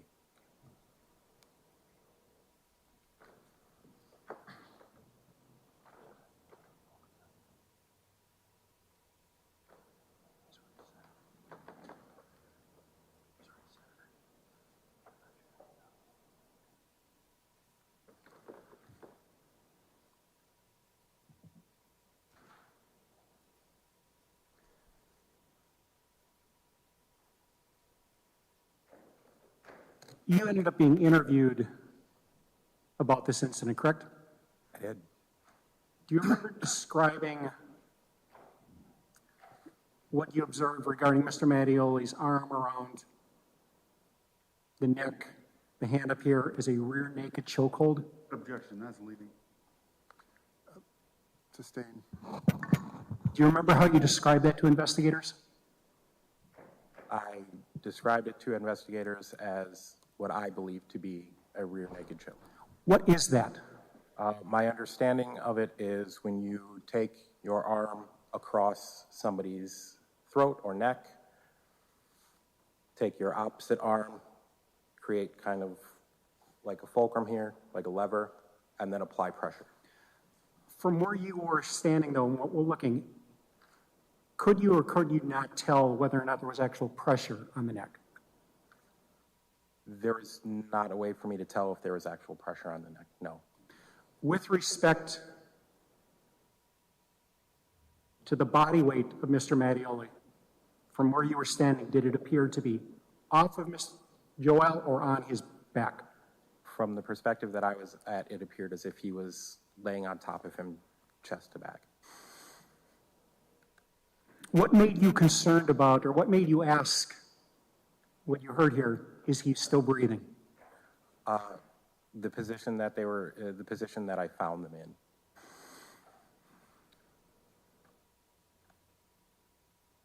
And Mr. Mattioli's response to that question to you was what? When asked if he was still breathing, Yes. I don't know. You don't know what he said, or is that those? No, I believe his response to me was, I don't know. Then the video shows you checking the neck of Joel, correct? Yes, I went to try to check and see if I could feel a pulse. And what did, if anything, did you find? I did not feel a pulse.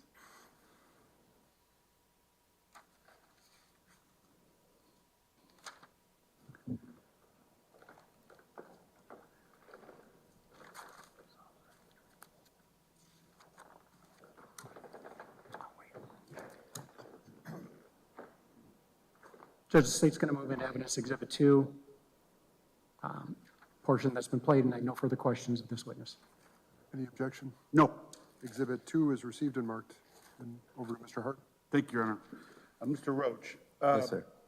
Before you began teaching music in August of this year, you were a member of the Milwaukee Police Department as a patrol officer for approximately 6 years, is that right?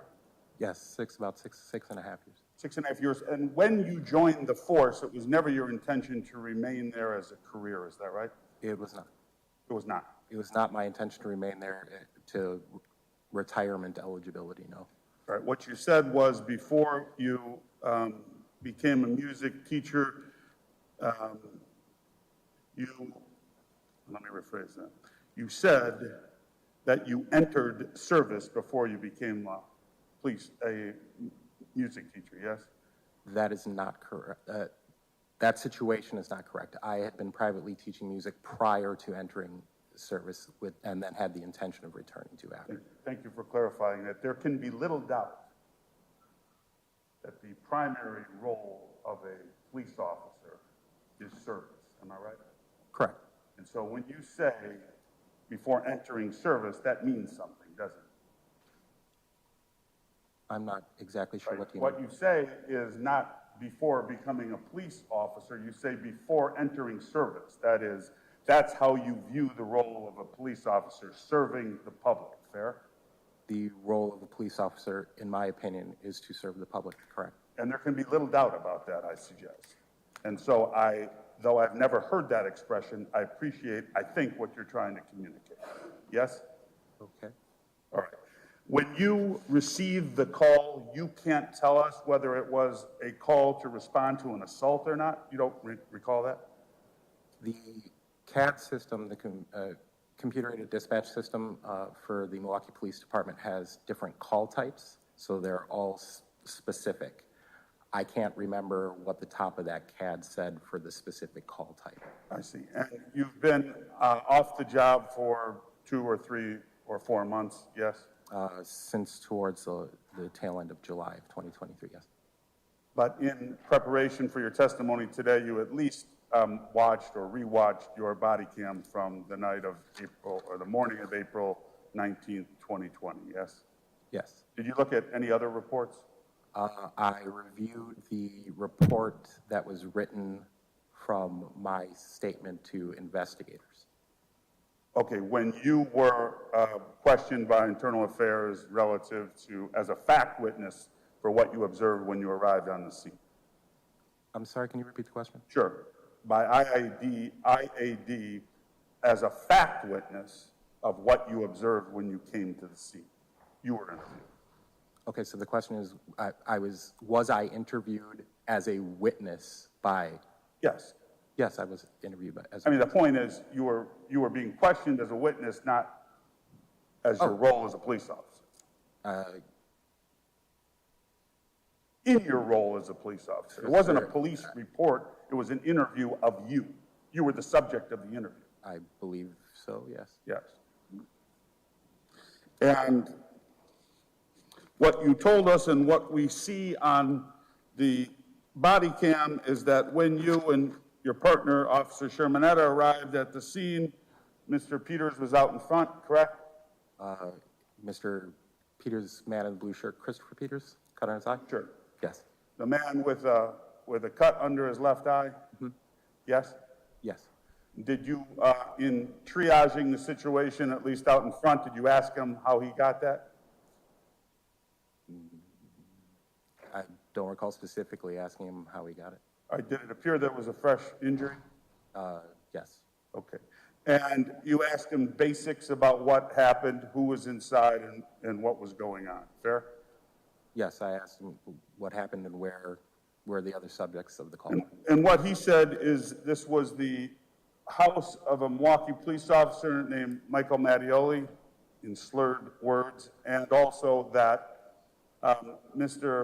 Joel was being subdued inside. That's what he told me. Yes. That's the information you had as you and your partner approached the side kitchen door. Yes. And there was some discussion about the dog, or whether there was a dog. He told you it was a little dog, and you opened the door and see Mr. Mattioli, as you've described it, on top of the person you later learned was Mr. Acevedo. Is that right? Correct. All right. What you say and what we hear to Mr. Mattioli is he breathing? Or he's breathing, ain't he? Or words to that effect, yes? Correct. And what you hear in response is, I don't know, but then you left out the last part of that response, handcuff this guy. That's what Mr. Mattioli said to you in response, yes? Yes. And you heard that on your body cam? Yes. And you remember him saying that to you? After a review of my body camera footage, yes. I'm sorry, say that again. After review of my body camera footage, yes. Yes. So at least for Mr. Mattioli's purposes, now that law enforcement was there, he was interested in having Mr. Acevedo cuffed. That's what he said. That is what he said. All right. And you make observations about Mr. Mattioli's position on top of Mr. Acevedo, yes? Yes. And is it your opinion today and testimony that when you say you believed he was chest to back, that is, Mr. Mattioli's full weight was on Mr. Acevedo's back?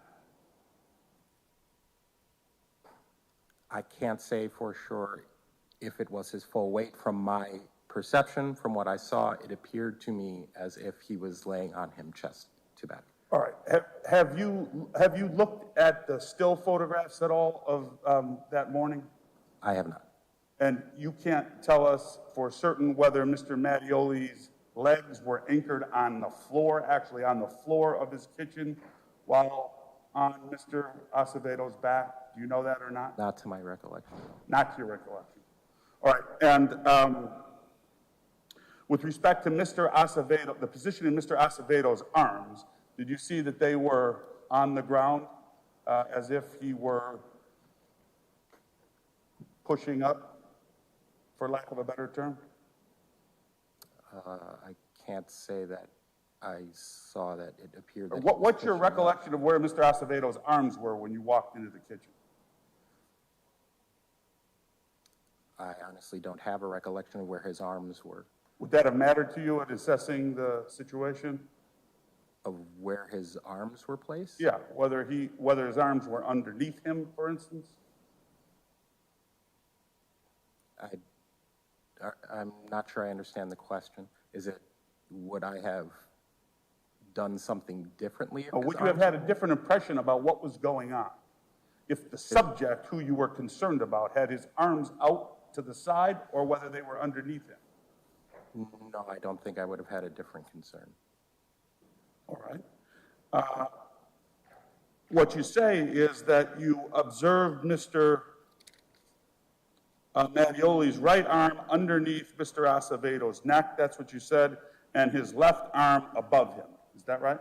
That is the way it appeared to me. I'm sorry. That is the way that it appeared. Okay, so above him in what fashion? Well, I just wrote down what you said. His left arm was above him. That's what you said on direct. Okay, so what I saw when I walked in was not his arm raised up, No, I if that's understand what that. you're asking.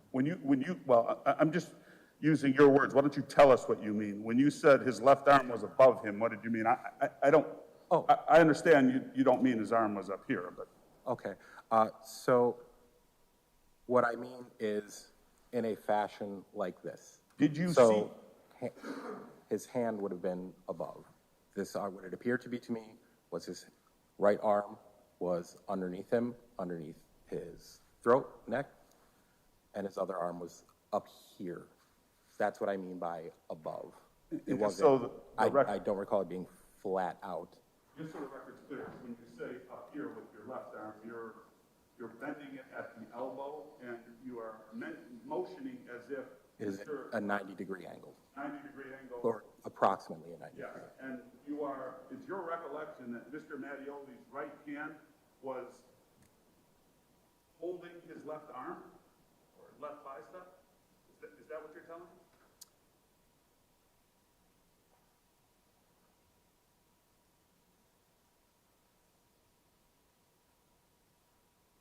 I would say that's reasonably accurate. It appeared to me to be like this. That's what you believe you saw, and that's what you reported to your supervisor, correct? That is what I reported to investigators, yes. That it appeared to you upon entering the kitchen that Mr. Mattioli had Mr. Acevedo in a rear naked chokehold, which would cut off the air from his throat to his brain. That was your concern.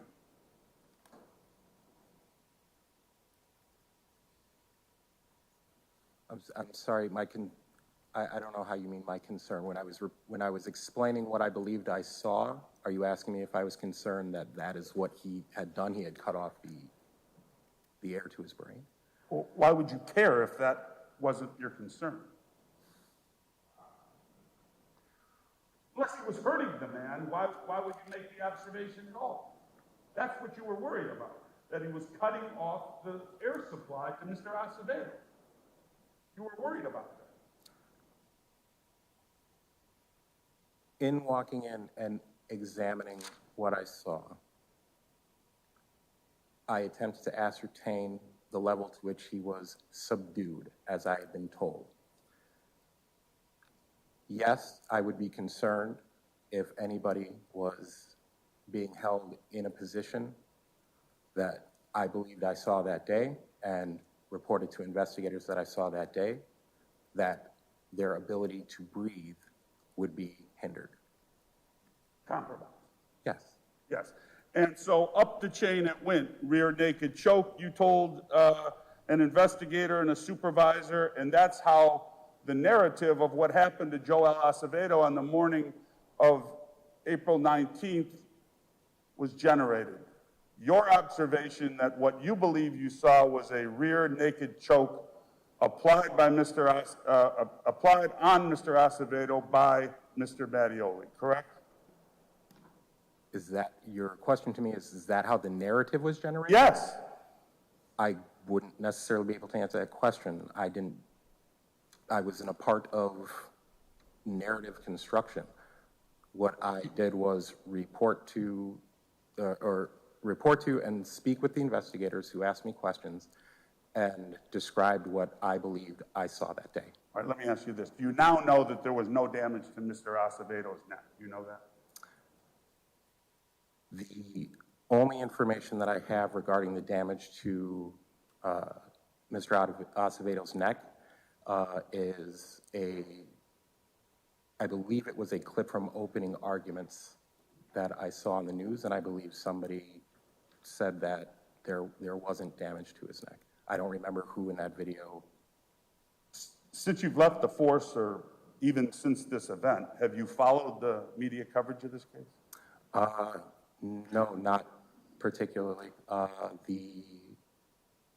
There was a large gap in time before I looked back into it.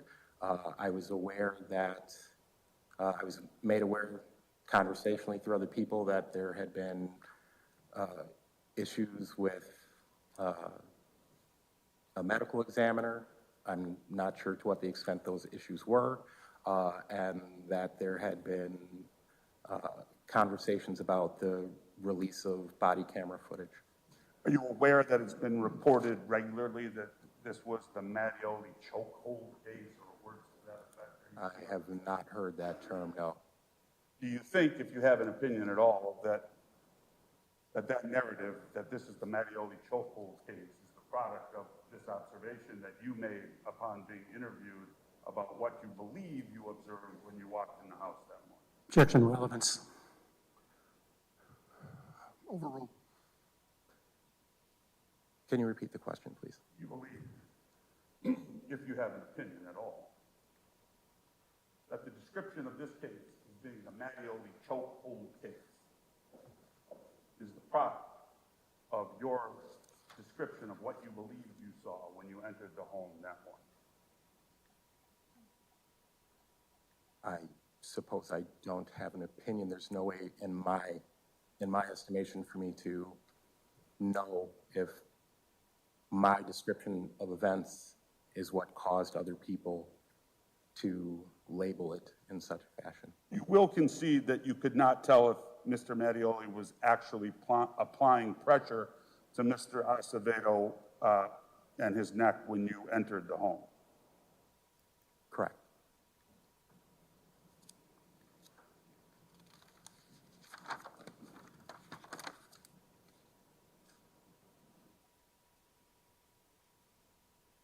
Have you ever spoken to your partner, Officer Shermanata, about what you believe you observed when you came to the scene? On scene, I had conversations with Officer Shermanata. Yeah, those what we saw there. I'm sorry. I said regarding the call that we responded to, we spoke about things that happened on scene. Okay, that would be depicted on your body cam, yes? I believe part of a conversation was our conversation was captured on body camera. As you think back upon it, are you able to recall whether you had any discussion with him about your concern about what you believed you saw vis-a-vis the neck of Mr. Acevedo being compromised with your partner? To my recollection, after reviewing my body camera footage, me and Officer Shermetta had an exchange where he asked me, essentially paraphrasing, was his arm around his neck? And I responded, yeah. You said yes. I responded in the affirmative. I don't remember the exact word that I used. That you believed his right arm was underneath his neck or around his neck, or? We didn't specifically say what arm. He just said, it was, to paraphrase, was to say, he asked, was his arm around his neck? And I responded in the affirmative. Okay.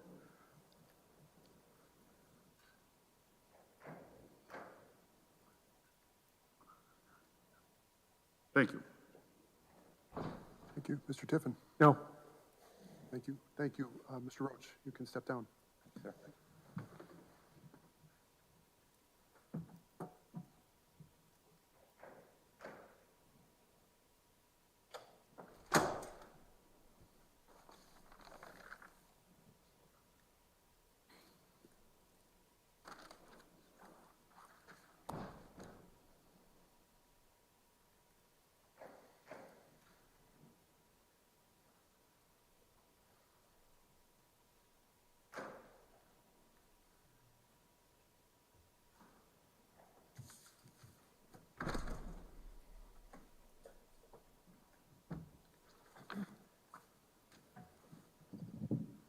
You solemnly swear or affirm that the testimony you're about to give will be the truth, the whole truth, and nothing but the truth, so help you God, or under the pain and penalty of perjury?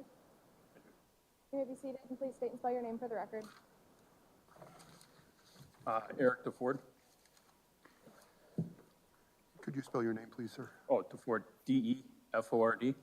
Thank you. Mr. Tiffin? You are currently employed by the Milwaukee Fire Department, correct? Yes, sir. And your current rank is what? Lieutenant. And you've held the rank of lieutenant for how long? Since March of this year. Prior to that, What was your rank in the fire department? I held the rank of firefighter and HEO, which is heavy equipment operator. Your job as a firefighter and a heavy equipment operator obviously involves fighting fires, correct? Yes, sir. What else? Also providing medical assistance to patients and victims. On the morning of April 19th of 2020, you were working at which house, which station? Engine 33, And where is that? 45th and Burnham. That morning, did your house, your station, receive a notification of respiratory stress at 4502 West Cleveland? From what I recall, or from what I can recall, yes. Approximately what time, if you recall? That I do not recall. You responded to that, correct? Yes, sir. And you were the one of those people who responded, correct? Yes, sir. So the call comes in. Let me ask this. How is the fire department, how are fire employees, firefighters notified that medical attention is needed? What's the process? If it's for medical assistance, the tones go off in the firehouse. It states what the problem is. It could be trouble with breathing, depending on what the victim's having trouble with. And then it gives the address, and then we get onto the engine and we respond. To your recollection, were your engine, the first medical responders to that location? We were the first MFD unit on scene, yes. MFD, Milwaukee Fire Department? Yes. There were squad cars there at that time, is that correct? From what I recall, yes. Upon arriving, what did you do? Upon arriving, I grabbed our medical bags, our medical equipment that we take in, walked up to the house that the address came in for, walked into the door, and there we saw the victim. You walk in, and what do you see going on with respect to the victim? Walk in, I see the victim lying there, unresponsive, check for a pulse, no pulse, CPR was started. When you walked in, was CPR being administered by anybody at that point? At the time before getting here and looking at the report, I didn't remember that, but then looking at the report, it says CPR was initiated before our arrival. By whom? Police, MPD. Basically, when the fire department arrives, it becomes your responsibility to take over and provide medical treatment. Is that correct? Yes. The victim, what do you end up recalling doing? From what I recall, taking a pulse to find out if there was still a pulse. Were you able to find a pulse initially? No. So what do you recall happening then? Then I started compressions, and as a team, we start doing what we need to as far as starting compressions, starting ventilations. The officer on duty that day starts filling out reports, or starts kind of taking like a timeline of reports and what we're doing at certain times. And by compressions on the chest, correct? Yes, sir. And you're trying to get what with the patient? We're trying to get a pulse back. What do you remember happening? I remember doing CPR. We were going through our process of resuscitation. At some point, we got a pulse. At that point, we helped the paramedic unit that was also on scene, both the victim into the back of the paramedic unit, and from there, the paramedic unit went to the hospital. And which hospital, do you know? I believe it was St. Luke's. Do you recall how long medical treatment was being provided to the patient before you regained a pulse? Before we regained a pulse? Yes. No, I don't. Was it quick or was it long, or you just don't remember? I just don't remember.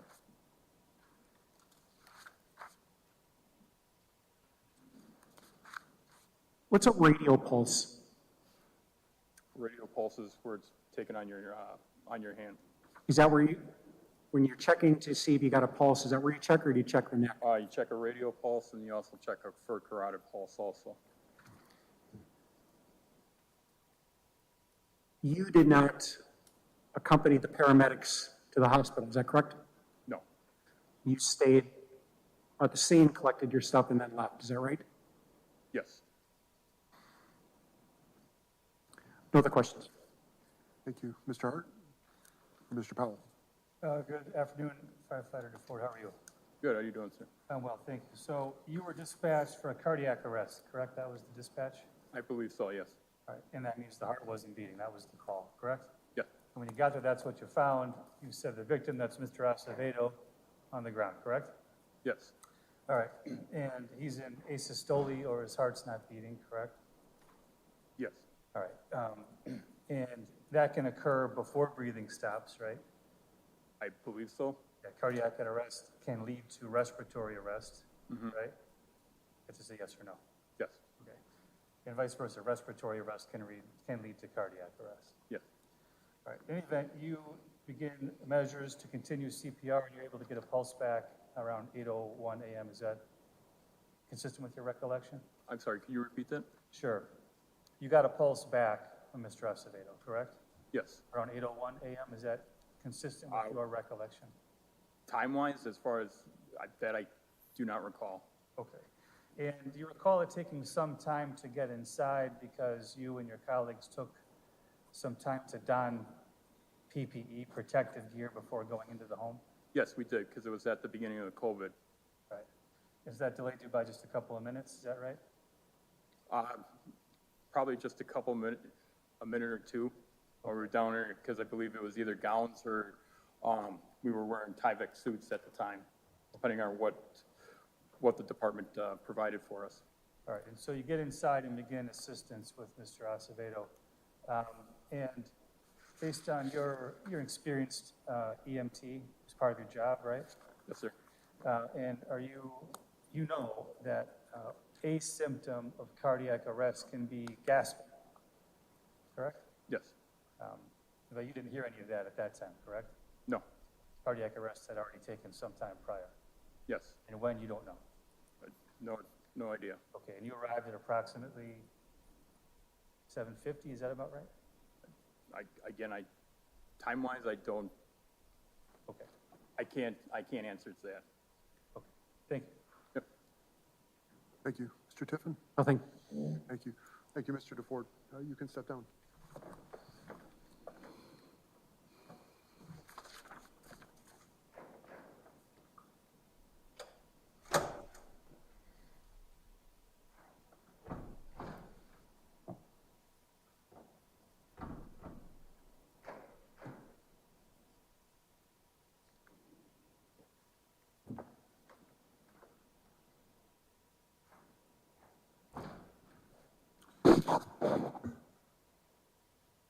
Hold on. I just wanted to ask our media folks, can I have a word with you all? I'm a little concerned about the positioning of this microphone, so I'd like to meet with you and the attorneys just for a moment. Chambers?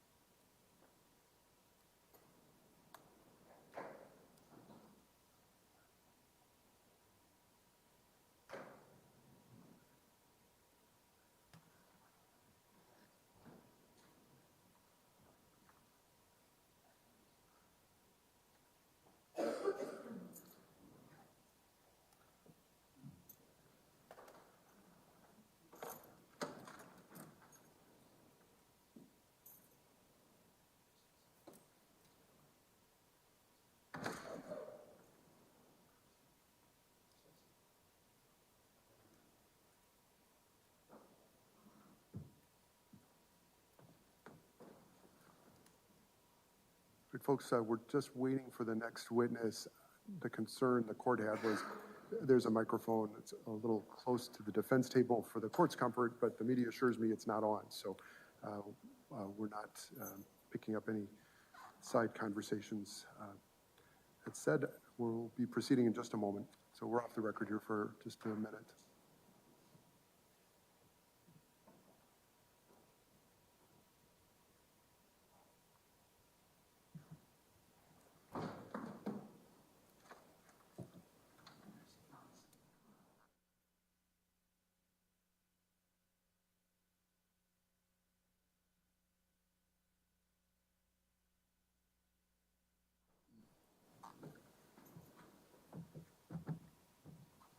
Do you solemnly swear that the testimony you're about to give will be the truth, the whole truth, and nothing but the truth, so help you God, or under the pain and penalty of perjury?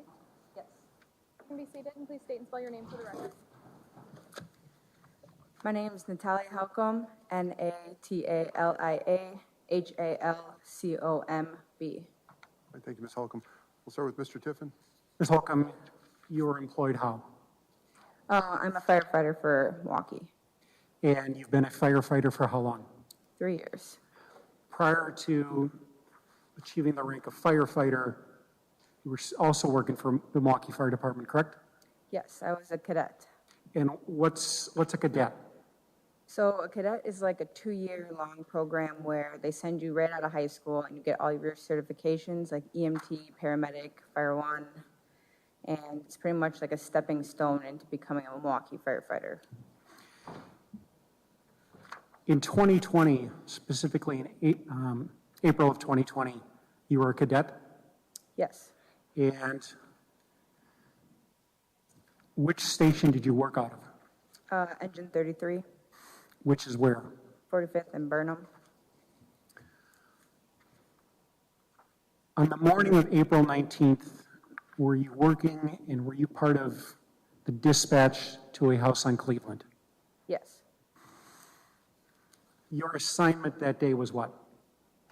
I was right along, so I was pretty much going through getting my time as a paramedic. I was riding along on paramedic med units as a step for paramedic course. Did the ride along just mean you observe, or do you also do things? It was both, so observing and practicing skills. And if you recall, what was the reason firefighters, paramedics were dispatched to this house? It was for P&B, so pulseless and not breathing.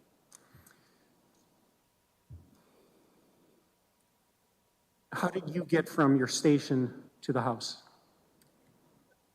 I mean, what were you on? Fire engine? Were you in a med unit? Where were you? Med unit. Med 14. Pardon me? Med 14. Med 14? Yes. Med stands for medical, correct? Yes, med is in the paramedic med unit.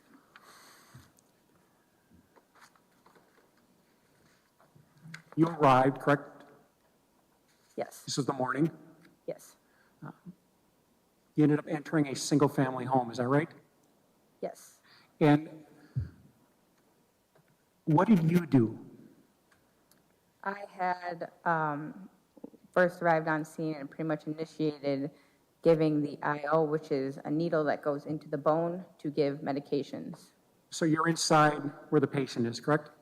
Yes. Did you later learn that patient's name? I'm sorry? Did you learn the patient's name? No. The patient, though, is in, if you remember, what room? The kitchen. And are there other medical personnel, members of the fire department in there at that time? So the engine had arrived first and they were already inside. So they were at the head of the patient at the time and already giving compressions. And then you come in, and when you walk through the door, where are you? I am at the foot of the patient, so that's where you would insert the IO. So right when you walk in, there is a side door, and I was right closest to the side door at the foot of the patient. So the patient's feet were near this side door? Yes, You've testified you administered a drug, correct? yes. And what's the drug? Epinephrine. It helps to engage the electrical activity in the heart. And that's administered where? So how it was administered that day was through the bone. So you pretty much drill into the shin of the bone in order to get medication that way. Usually it would be sometimes if they can get an IV, but since we weren't able to get one at the time because he had been dead, and we wanted to get the most effective, fastest way to get that medication to him. Is this with a needle? Yes, and a drill, essentially.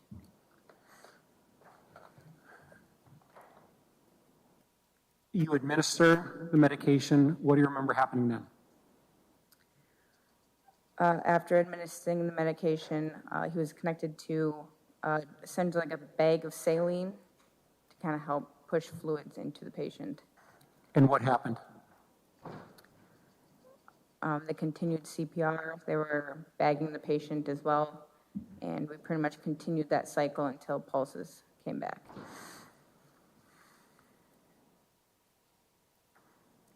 So at some point in time, a pulse is detected in the patient. Is that correct? Yes. Once the pulse is detected, what happens then? We usually, if it's a larger patient, which in this particular scenario, he was, so we tarp the patient, which we roll them on the side, slide the tarp underneath, roll them back, and then we lift them and carry them to a cot so we can get them loaded into the med unit. And was the cot inside or was it outside? Right outside. The patient was put on the cot, is that correct? Yes. And then taken to the med unit you arrived in? Yes. Patient was put in the med unit? Yes. And what did you do? So once I got into the med unit, I was assigned with continuing the ventilation, so bagging the patient and assisting his breathing. And how is that done? So you have a tube that goes pretty much down the patient's airway, and you connect a BVM, which is about this big, and you squeeze it in order to allow adequate breaths to go through. So you're squeezing a bag. A bag. Essentially, yes. And where's the patient transported to? St. Luke's. And you were part of that transport? Yes. And at St. Luke's, what happens? At St. Luke's, they're transferred care to the nurses, doctors on call at the time, and from there, we have no responsibility of what happens next.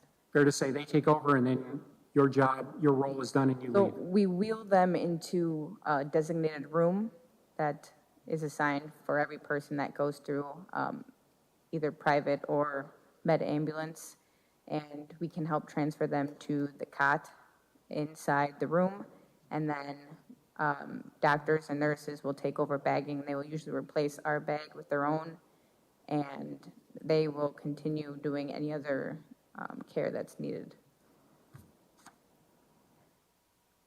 Judge, no further questions. Thank you. No questions, Your Honor. All right, thank you, Mr. Powell. All right, thank you, Ms. Helcom. You can step down.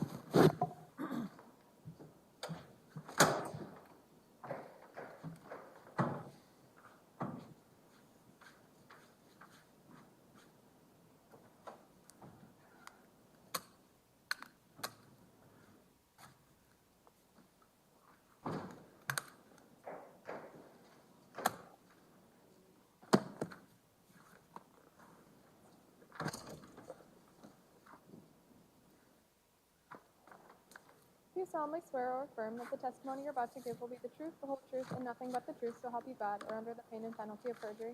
May I have a seat and please state and spell your name for the record?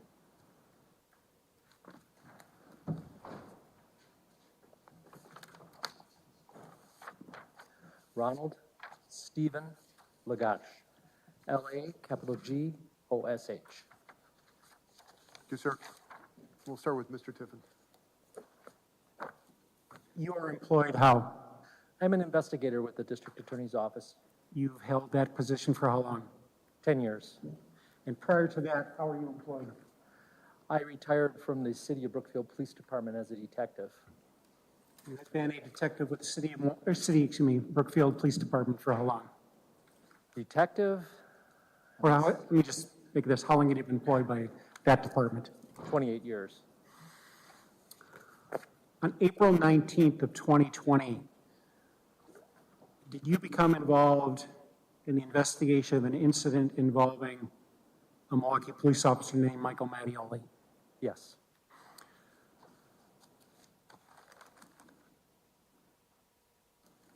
At some point in time, the residence, 4502, later on was entered and photographs were taken. Is that correct? That is correct. And you didn't take the photographs, did you? No. You were inside the residence, though? Yes. You had an opportunity to see what's there? Yes. Nothing has to be described, please. I'm just going to ask you to look at these exhibits 4, 5, 6, 7, 8, 9, 10, and just, do you recognize, they're all pictures, and recognize what those are pictures of? Do you want me to describe each one? I just want to know whether you just look at them and you recognize what they are pictures of.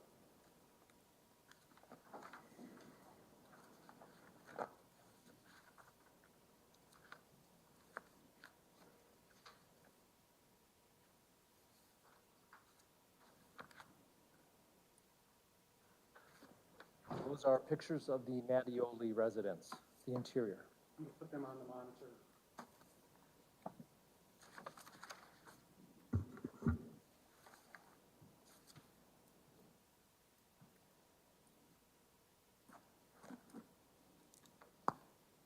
From where you're sitting, can you see? Can you activate that screen, please? Thanks.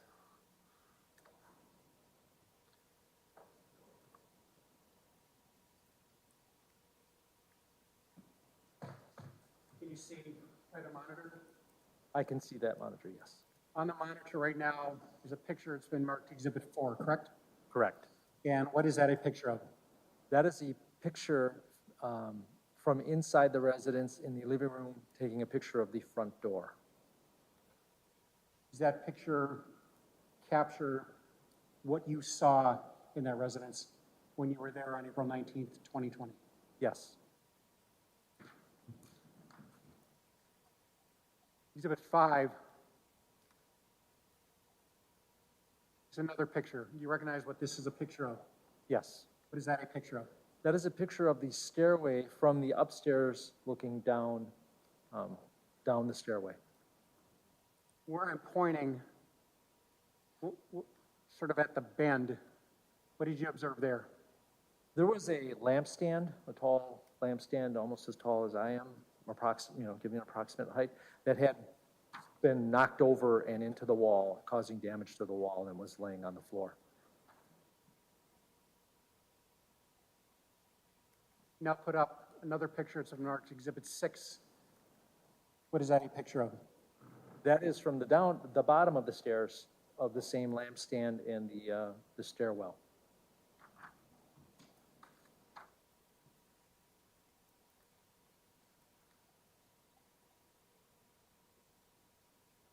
Exhibit 7, what is that a picture of? That is a picture of Mr. Mattioli's bed and items that were found on the bed. And from you being in the house, Mr. Mattioli's bedroom was where? As you went up the stairs to the second floor, it was on the right-hand side as you were going up the stairs.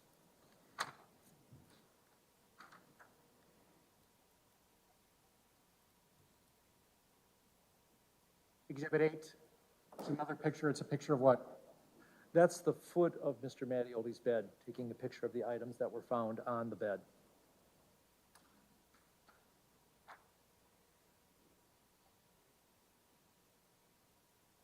Exhibit 9 is another picture of what?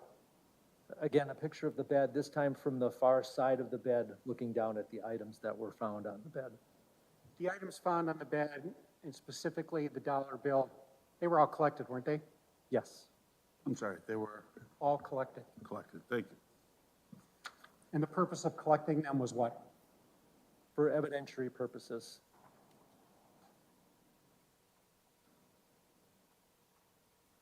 Finally, this picture which has been marked Exhibit 10.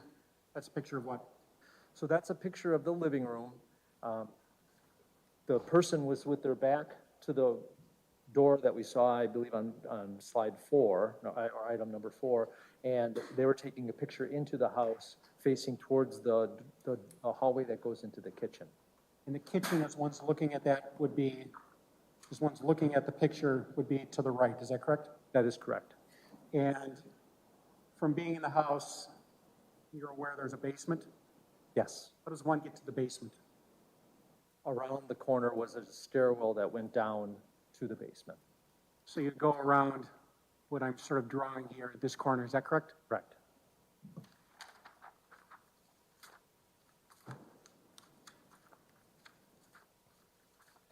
These 7 exhibits, do they all accurately reflect what you observed when you were inside 4502 West Cleveland on April 19th, 2020? Yes. Judge, the state's moving into evidence exhibits 4 through 10, and I have no further questions. No objection. Exhibits 4 through 10 are received and marked. And no questions from the defense? Briefly. Okay, Mr. Powell? Investigator Lagash, part of your role here was also collecting digital evidence from the home, correct? Correct. Which would include things like cell phones and computers, right? Yes. And you did that here. You collected several cell phones, right? Correct. Including, well, strike that. When you do that, one of your purposes is to then go and sort of download the information on those items, be them cell phones or computers, and look at what's on there, right? Correct. You use special forensic tools to do that? I do. And one of the items you recovered that day was a phone belonging to Joel Acevedo, is that correct? That is correct. And you also used those forensic tools we talked about, one's called Celebrite, correct? Correct. And you were able to download the contents of Mr. Acevedo's cell phone, right? Yes. And you turned that into a lengthy report. Yes. That is, Celebrite generates a lengthy report of the contents of the phone. It does. And in this case, those contents of Mr. Acevedo's phone totaled around 14,000 pages or something like that, correct? If that's what you're telling me, I did not look at the report before coming in here, so yes, it can be voluminous. Right, but that wouldn't surprise you to hear a number like that. That's fairly common. That is common. Because what you're pulling off the phone is all kinds of data within the phone, from background data that uses to run apps to actual contents of people's communications, right? Correct. And that could be text messages, right? Yes. Or social media messages like Facebook, Instagram, things like that. All that comes through. As whatever Celebrite can decipher, yes. Okay, and it was able to do so in this case as it relates to Mr. Acevedo's phone? Yes. Okay, that's all I have for Investigator Lagash. Thank you. Thank you. Mr. Tiffin? I have no further questions. Thank you. Thank you, Mr. Lagash. You can step down. Judge, as we discussed, this may be an appropriate time. The next witness is Investigator Dallin. It will take a little bit of time. Okay. All right. It sounds like this would be a good time for a break, everyone. So we're going to take a break. So we'll break for about 15 minutes, and then we'll be back on the record. It's 2:41, 2:42. Let's say about 2:55 or so. Okay. All rise, please.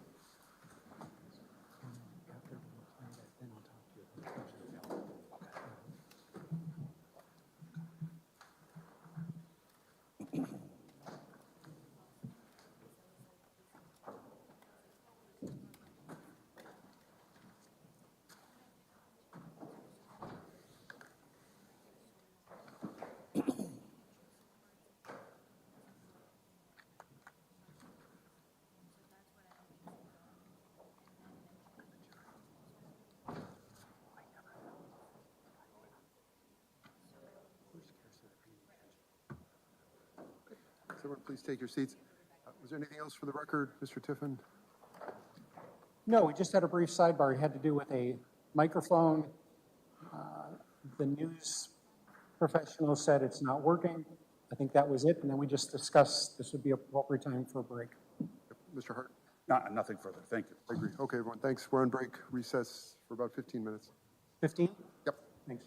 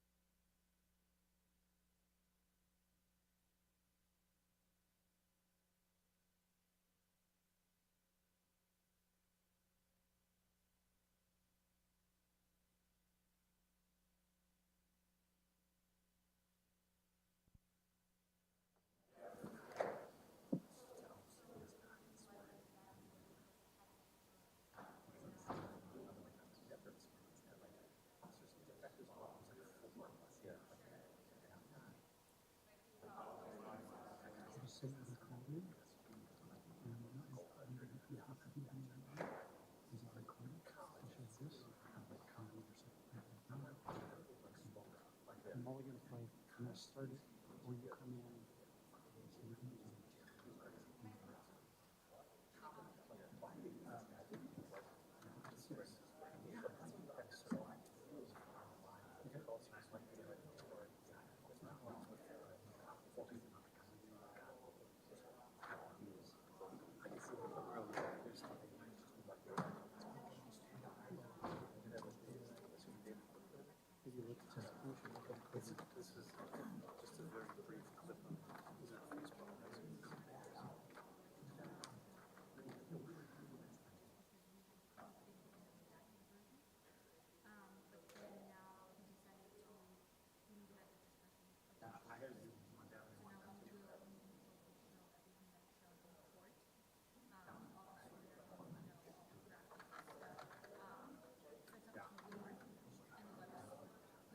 Yeah, they're available in the next couple of months. So most of these all of this and that guys.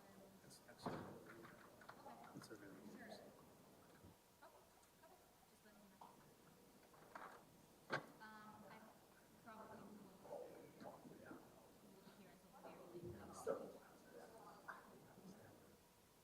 And the next page goes to the morning of, but it controls back.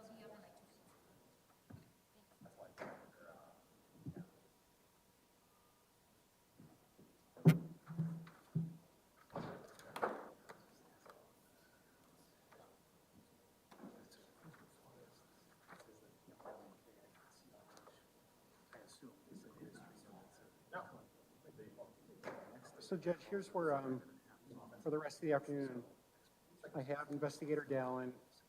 There's gonna be some audio played, a statement that's both audio and video, and then I'm done for the day because the ME is tomorrow morning. And what time do you want to start tomorrow morning? Well, you can start at 9 again, if that works for everyone. Just here's it. You have, since you guys come over for a second. Sorry.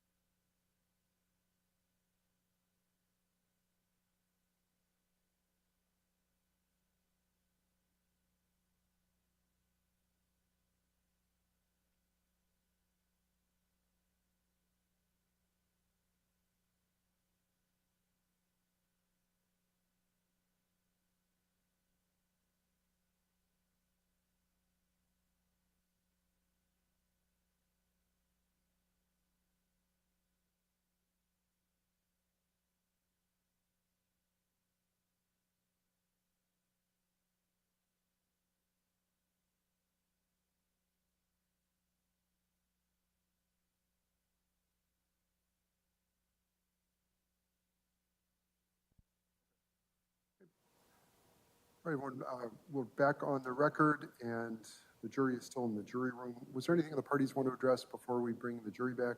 Mr. Tiffin? No. For the defense? No. Okay. All right, I just had a brief discussion with attorneys about our schedule. I think we'll be wrapping somewhat early this morning, or this afternoon, rather. We'll start tomorrow morning again at 9. We will be finishing somewhat early tomorrow afternoon, and then we'll be going into Thursday. It appears Friday as well. So I'm going to ask the jury to come back in.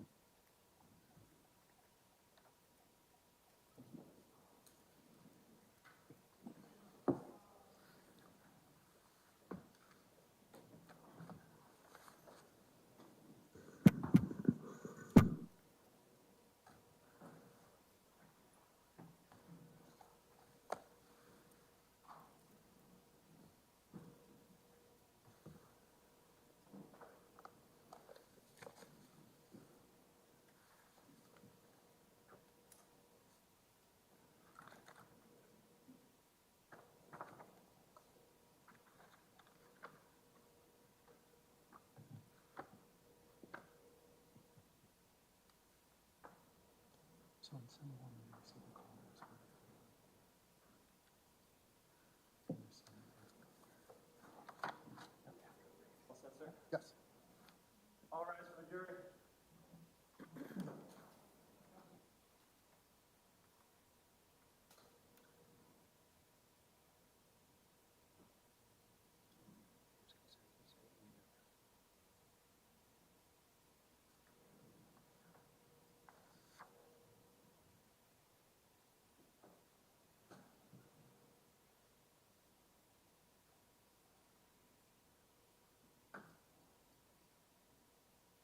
Hey, thanks, everyone. Please take your seats.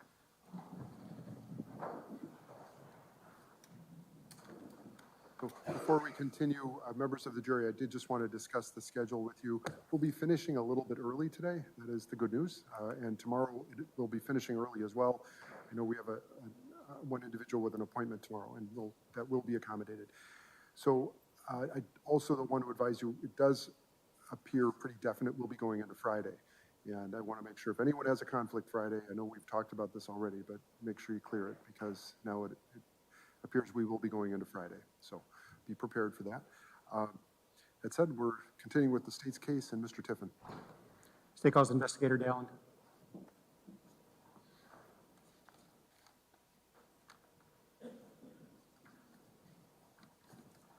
Solemnly swear or affirm that the testimony you're about to give will be the truth, the whole truth, and nothing but the truth, so help you God, or under the pain and penalty of perjury? I do. You can have a seat and please state and spell your name for the record. David E. Dallin, first name D-A-V-I-D, last name D-A-L-L-A-N-D.